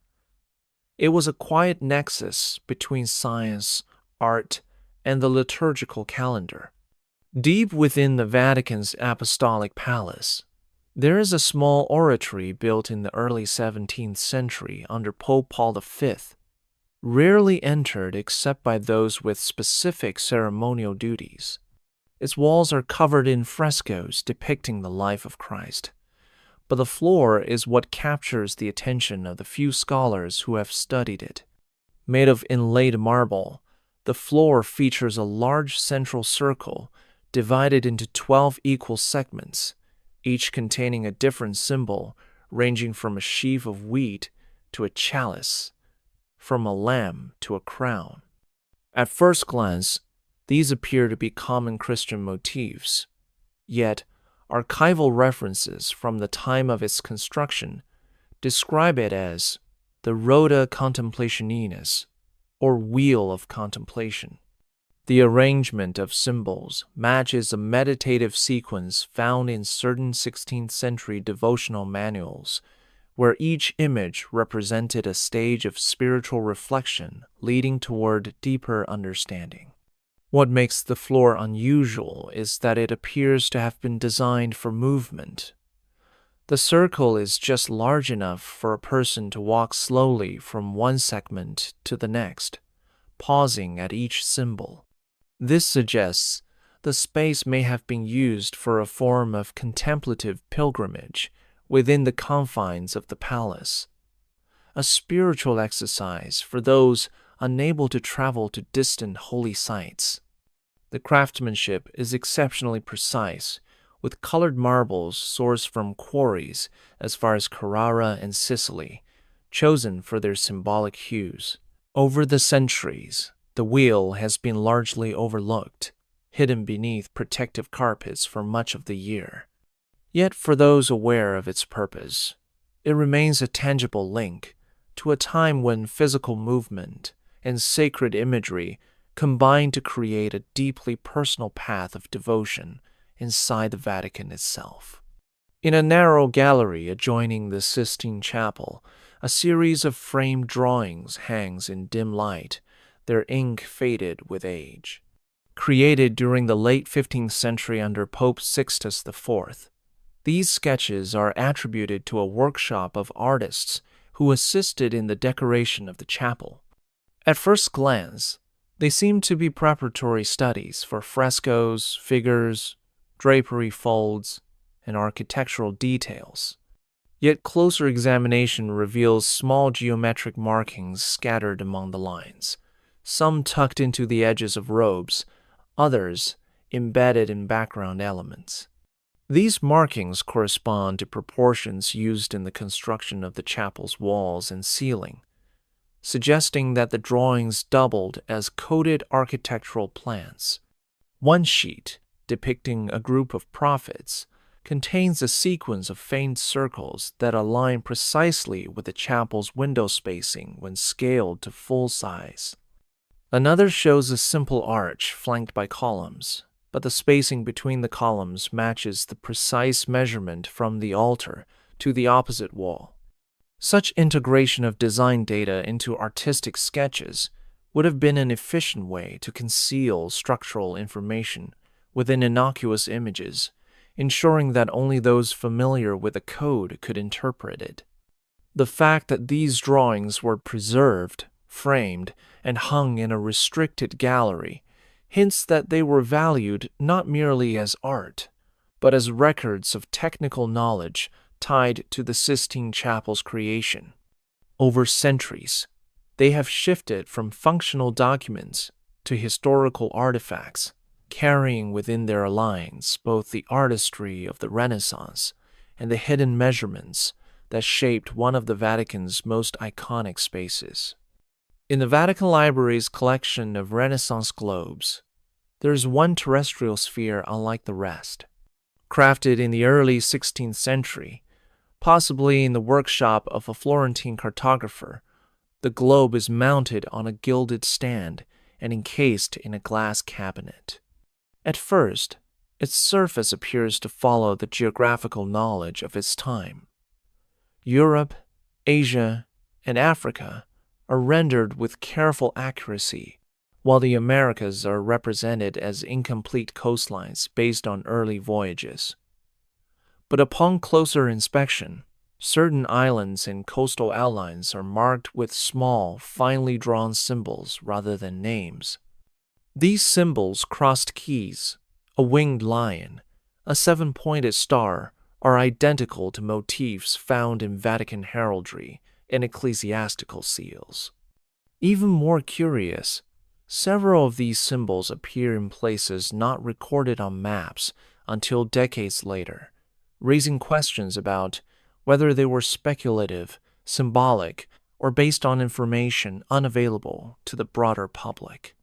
Annotations in faded Latin script near the South Atlantic depict a line of dots that some scholars think may represent a proposed sea route, possibly linked to missionary ambitions. The globe's stand bears an inscription that translates as, "to be read by those who guard the passage," a phrase vague enough to invite speculation about its meaning. Whether it was intended as a working reference for Vatican diplomats and navigators, or as a symbolic assertion of spiritual authority over unexplored lands, the globe stands apart from its contemporaries. It offers a rare glimpse into how geography, politics, and sacred symbolism could converge in a single object, turning a tool of exploration into a coded statement about the Church's reach in both the known and the still unmapped world. In a quiet section of the Vatican's numismatic collection lies a small tray of gold coins minted during the reign of Pope Alexander VI in the late 15th century. While papal coins of the era typically feature the pontiff's coat of arms on one side and a religious motif on the other, this set includes a detail that has puzzled historians. Around the outer edge of each coin, beyond the standard Latin inscriptions, runs a faint band of tiny dots and dashes engraved so finely that they're invisible without magnification. Metallurgical analysis confirms these marks were part of the original minting process rather than later scratches. Cryptographers who have examined the coins suggest that the sequence may represent a simple substitution cipher, potentially encoding dates, names, or brief phrases. Intriguingly, the patterns vary from coin to coin, which could indicate that each piece carried a unique message. The presence of such markings on gold coinage, a form of currency often reserved for high-value ceremonial gifts, suggests these coins may have served a dual role, as symbols of papal generosity and as discreet carriers of information. In the political climate of Alexander VI's papacy, when alliances shifted rapidly and secrecy was often a matter of survival, embedding a message in an object as common as currency would have been a clever method of communication. No contemporary documents have yet surfaced to explain the code or its purpose, leaving modern scholars to speculate whether it related to diplomatic negotiations, ecclesiastical appointments, or even personal instructions from the pontiff. Whatever their original function, these coins remain a striking example of how even the smallest objects in the Vatican's treasury could bear layers of meaning invisible to all but the intended recipient. In a seldom-seen antechamber adjacent to the apostolic archive, a large wooden table dominates the room. Crafted in the mid-17th century during the papacy of Innocent X, the table is made from a single slab of oak, its surface polished to a deep sheen from centuries of use. At first glance, it appears plain apart from the fine joinery, but under certain angles of light, faint patterns emerge across the grain lines, curves, and small symbols seemingly burned or etched into the wood. Careful examination reveals that these marks form a circular diagram similar to a medieval cosmological chart, with concentric rings representing the known celestial spheres. Between these rings are tiny notations in Latin, some identifying planets, others quoting short fragments from the Psalms. Intriguingly, the outermost ring contains a series of numbers that, when converted from Roman numerals, correspond to specific folio numbers in early Vatican manuscripts.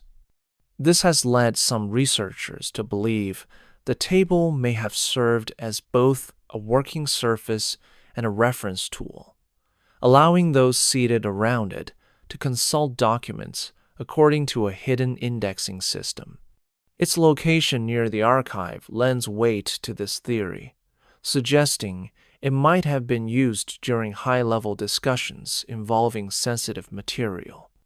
The wear on the table's surface is heaviest near the edge, closest to the door, perhaps indicating where the chief reader or archivist sat.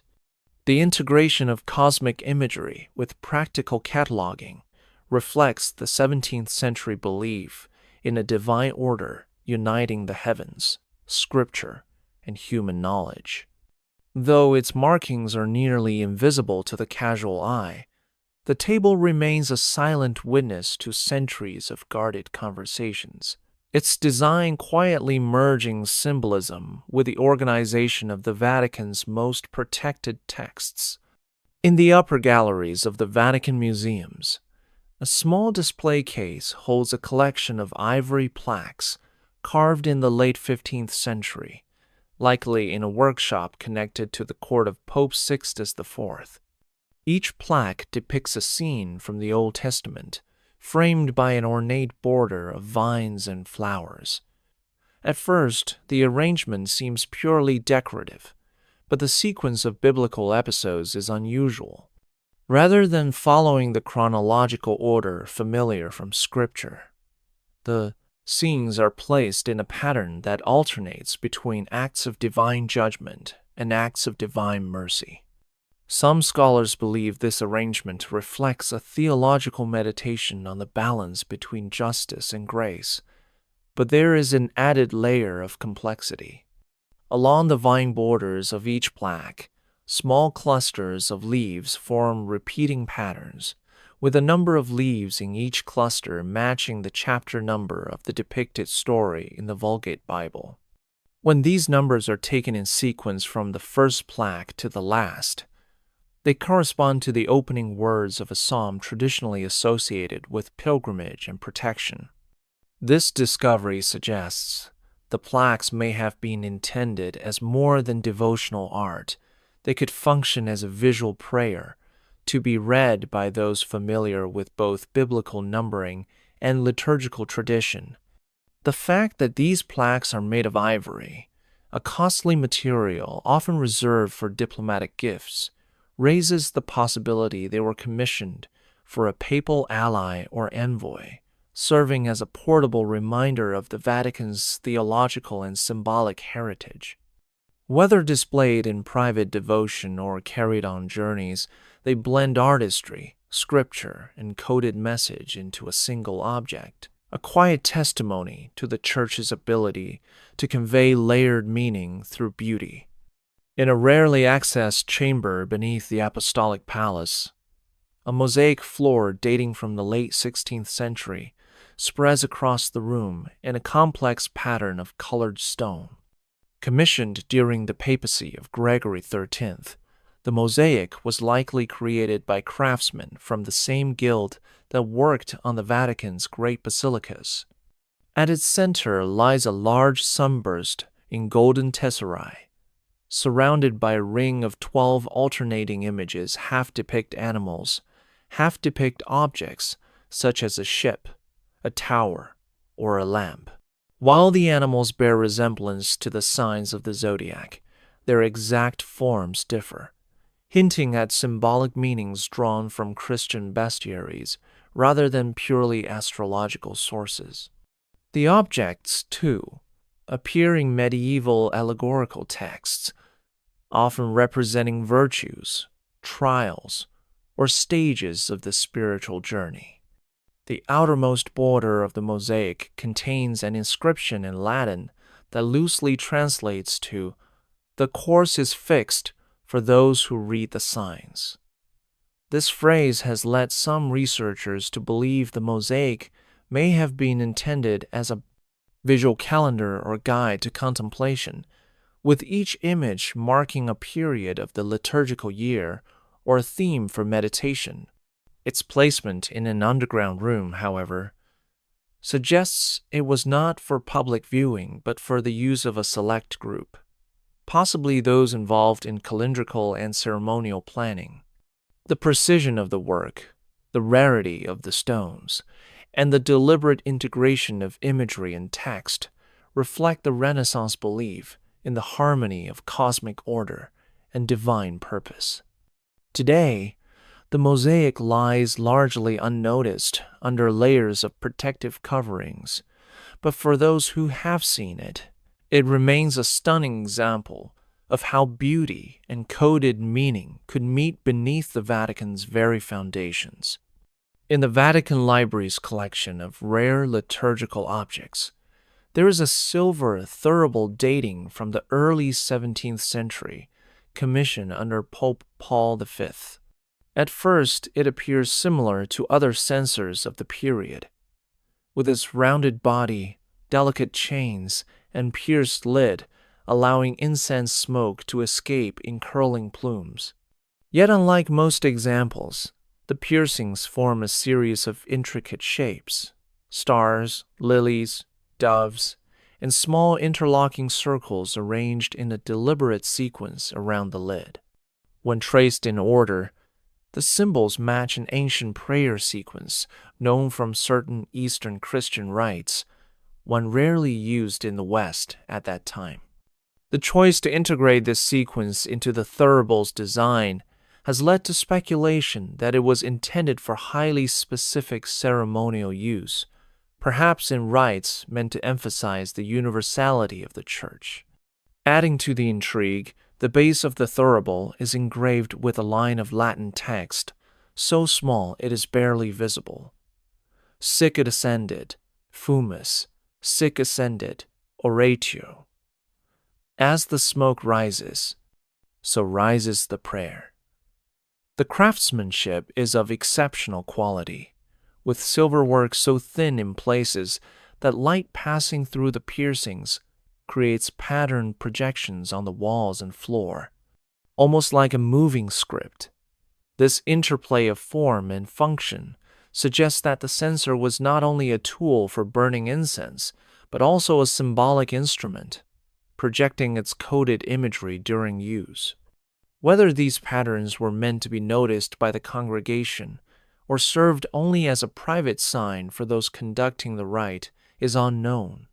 Today, the thurible rests behind glass, its silver dulled with age. But the delicate arrangement of symbols still speaks to an era when even the rising smoke of incense could be shaped into a language of hidden devotion. Rest your mind, you've earned it. But when the next veil lifts, be here. Subscribe.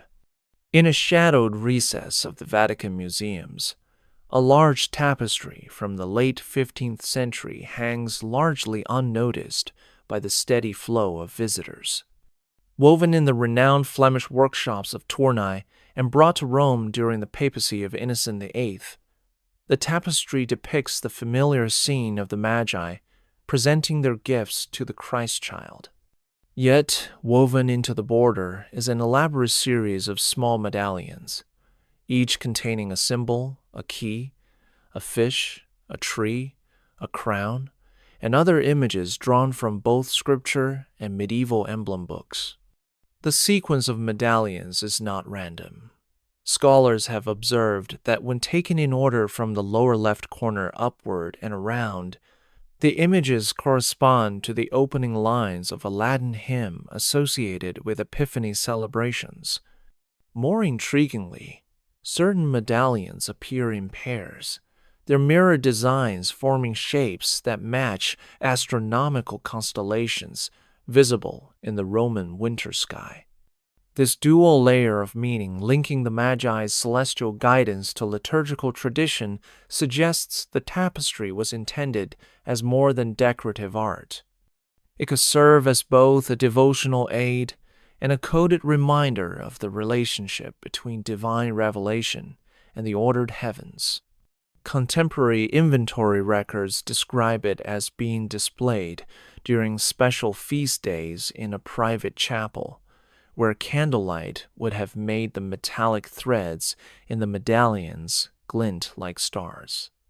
The craftsmanship, with its rich dyes and meticulous detail, testifies to the Vatican's investment in art that fused theological teaching with visual splendor. Today, behind protective glass, the tapestry's colors have softened, but its intricate border still holds the quiet complexity of a message woven for those with the patience and the knowledge to read it. In a rarely visited storage room of the Vatican's ethnographic collections, there rests a small wooden chest, no larger than a traveling case, believed to have been gifted to Pope Clement VIII in the early 17th century by a missionary returning from the Levant. The chest is carved from cedar and inlaid with ivory panels depicting a variety of plants and flowers, many of which are native to the eastern Mediterranean.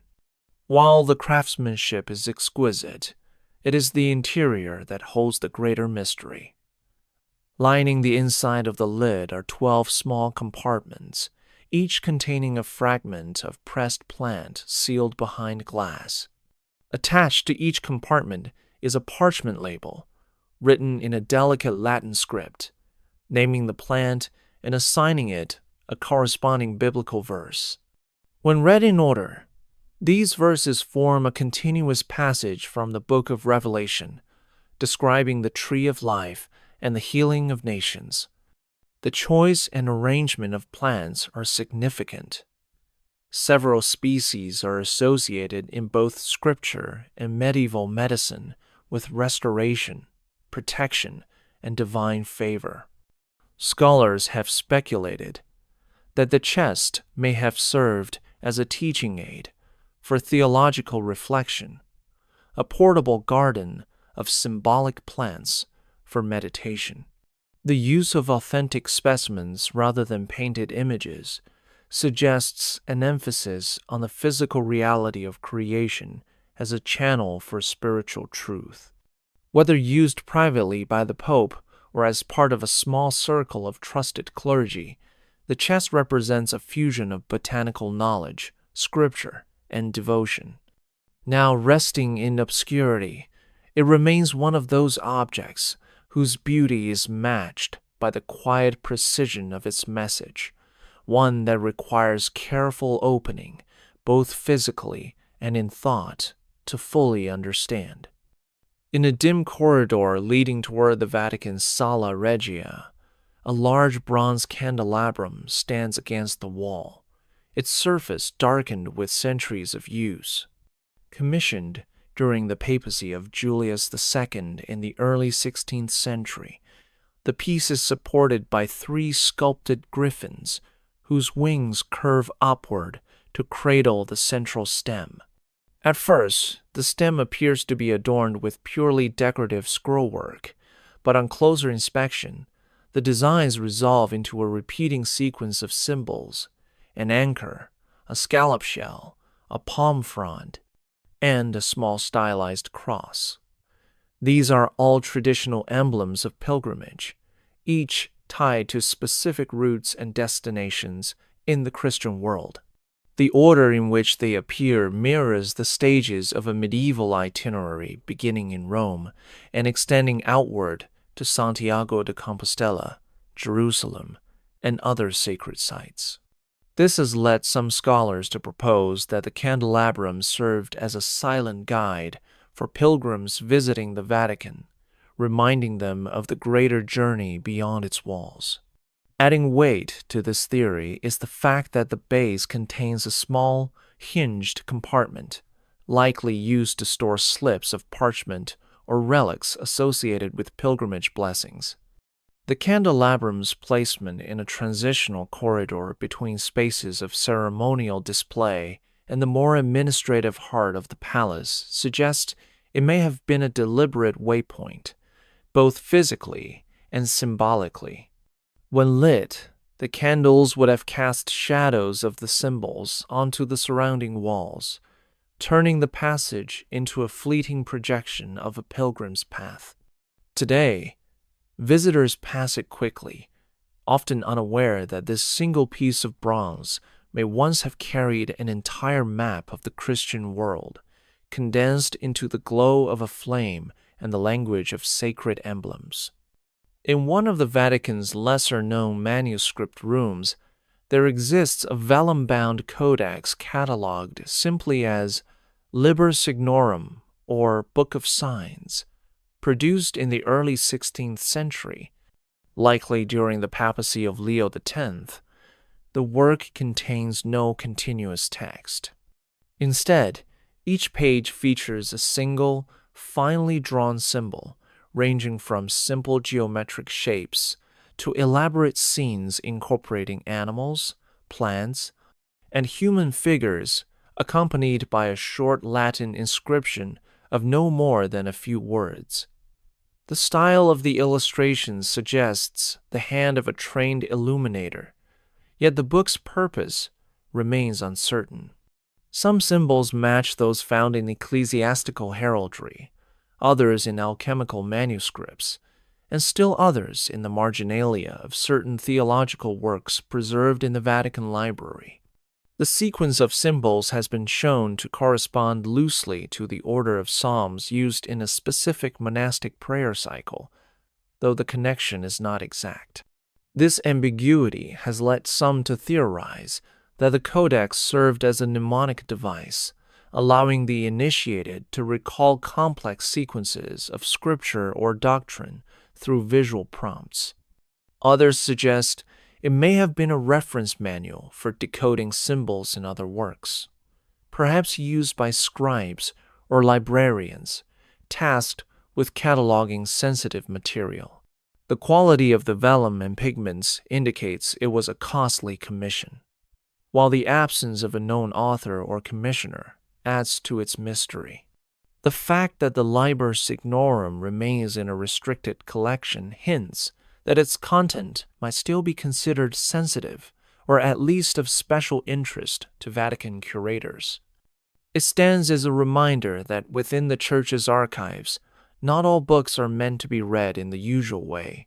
Some are meant to be unlocked. In a secluded gallery of the Vatican Pinacoteca, an oil painting from the late 16th century hangs in a modest frame, overshadowed by the grand works that surround it. Attributed to a lesser-known pupil of Federico Zuccari, the painting depicts the Last Supper, yet with several subtle deviations from the traditional arrangement. Instead of being seated in a straight line, the apostles are shown gathered in a loose semicircle, leaving a clear space at the center of the table where no plate or cup rests. Careful observation reveals that the positioning of their hands, when traced in sequence, forms a geometric pattern closely resembling a pentagon, with Christ at the apex. Each apostle's garment bears a small embroidered emblem, a star, a fish, a key, a vine leaf elements, commonly found in ecclesiastical symbolism, but rarely all combined in a single work. When these emblems are interpreted in the order dictated by the pentagon shape, they align with the 5 mysteries of light, as later defined in Catholic devotion, centuries before their formal recognition. The background is equally telling. Through an open window behind Christ, a landscape unfolds, dotted with buildings that match the skyline of Rome rather than Jerusalem.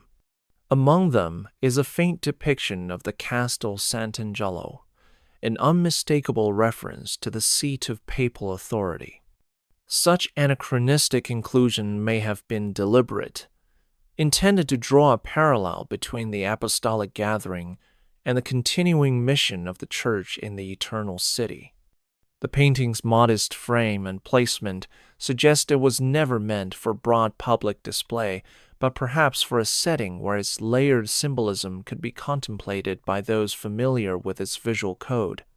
Today, most visitors pass it without notice, unaware that beneath its subdued composition lies a carefully woven network of signs, linking scripture, geometry, and the enduring authority of the Vatican. In a narrow chamber adjoining the Vatican's liturgical vestment collection, there is a chasuble unlike any other in the archives.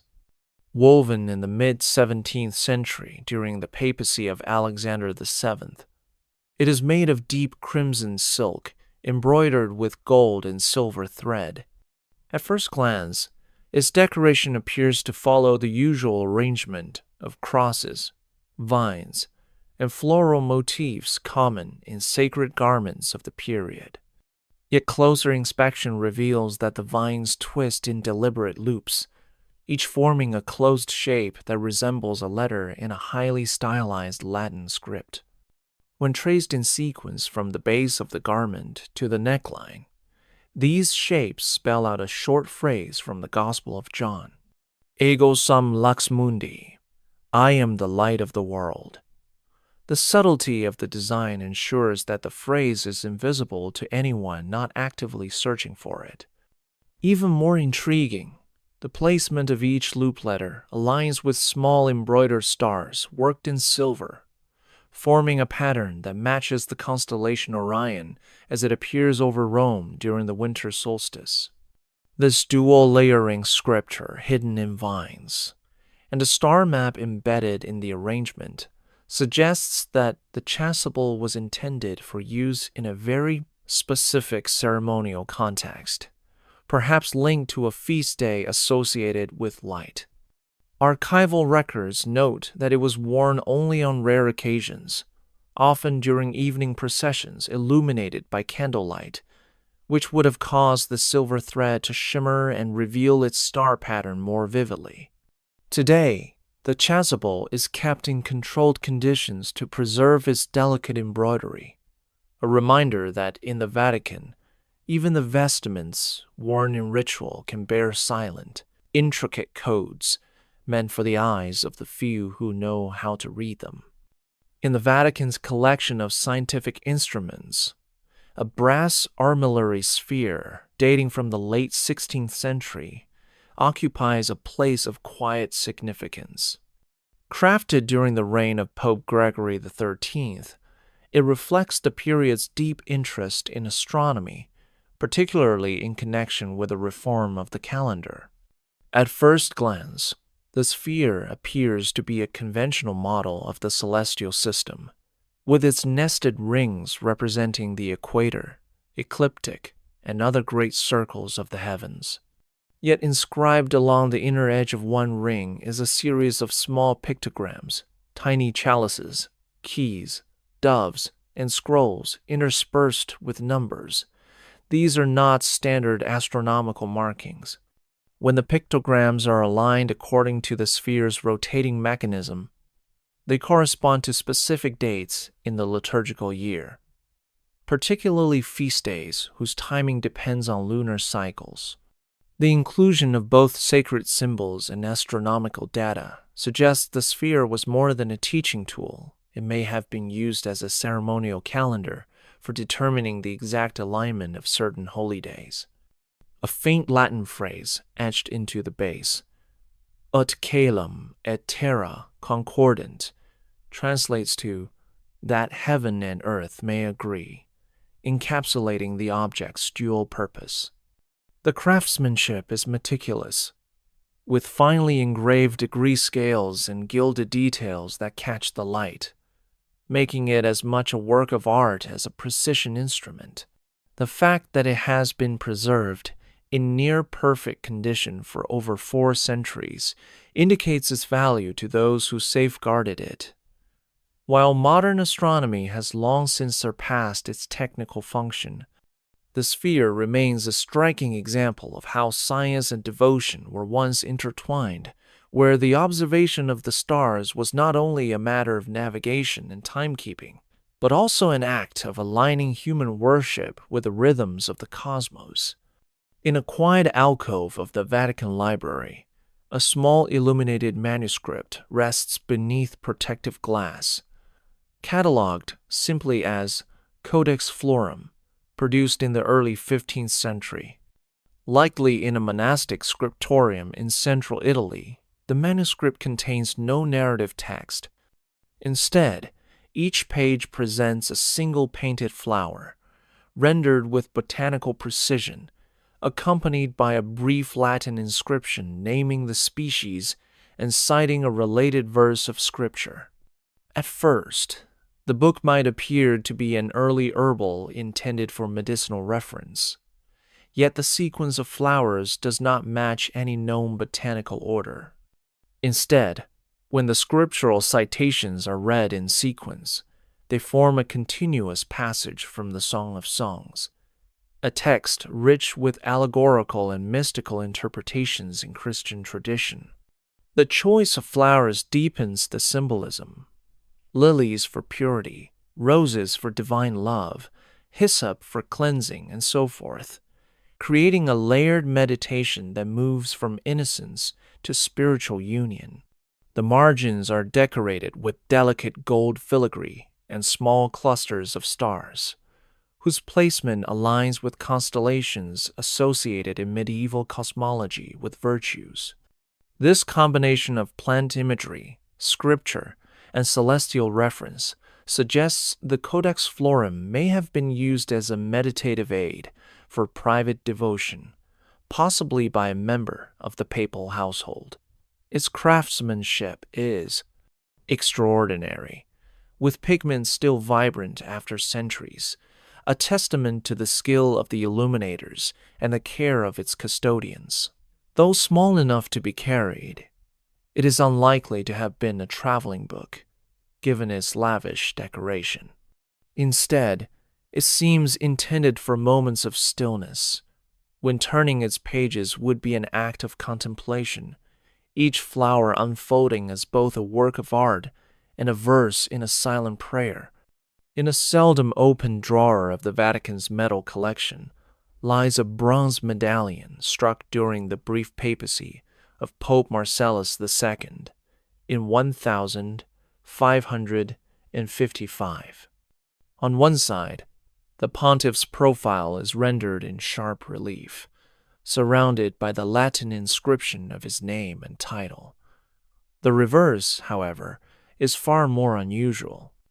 Instead of a traditional emblem or scene, it bears a complex interlacing pattern of lines, forming what appears at first to be an abstract design. Under magnification, these lines reveal themselves as minuscule Latin letters, so small they merge into ornamentation unless examined closely. When traced in the proper order, they spell out a single sentence from the Book of Wisdom: Spiritus Domini, replevit orbem terrarum. The Spirit of the Lord has filled the whole world.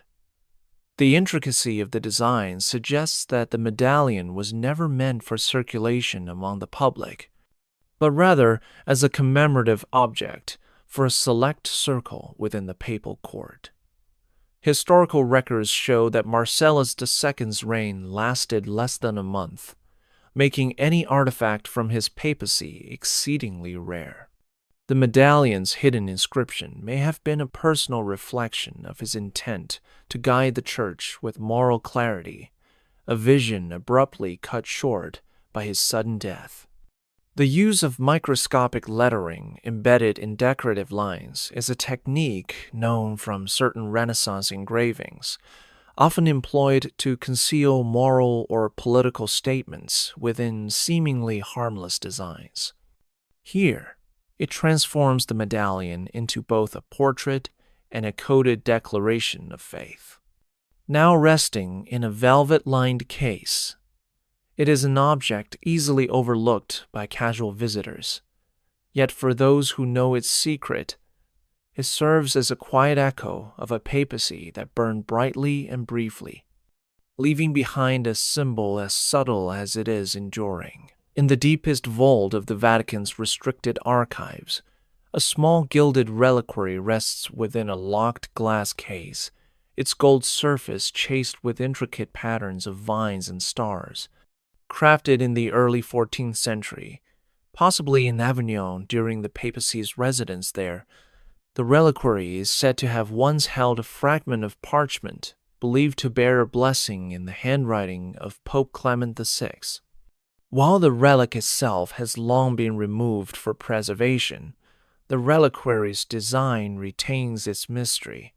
Along its base, a narrow band of enamel depicts 12 figures, half biblical prophets, half early church fathers, each holding a scroll. When these figures are arranged in the order shown on the reliquary, their scrolls reveal letters that, when combined, spell out the Latin phrase Illumintor vitibimus lumen. In your light, we shall see light. This verse, drawn from the Psalms, is associated with the pursuit of divine truth, a theme deeply resonant during the theological and political turbulence of the 14th century.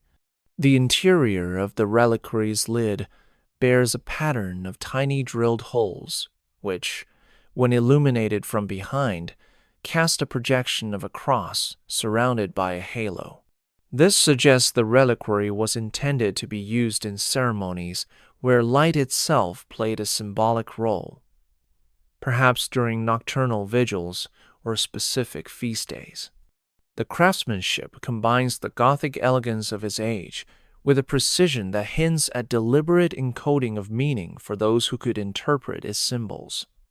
Though it now sits untouched in a climate-controlled chamber, far from the rituals for which it was made, the reliquary remains a testament to the Vatican's tradition of merging artistry, theology, and concealed messages into sacred objects meant to speak in silence. That was one layer. Take a moment, then subscribe, and we'll go deeper next time.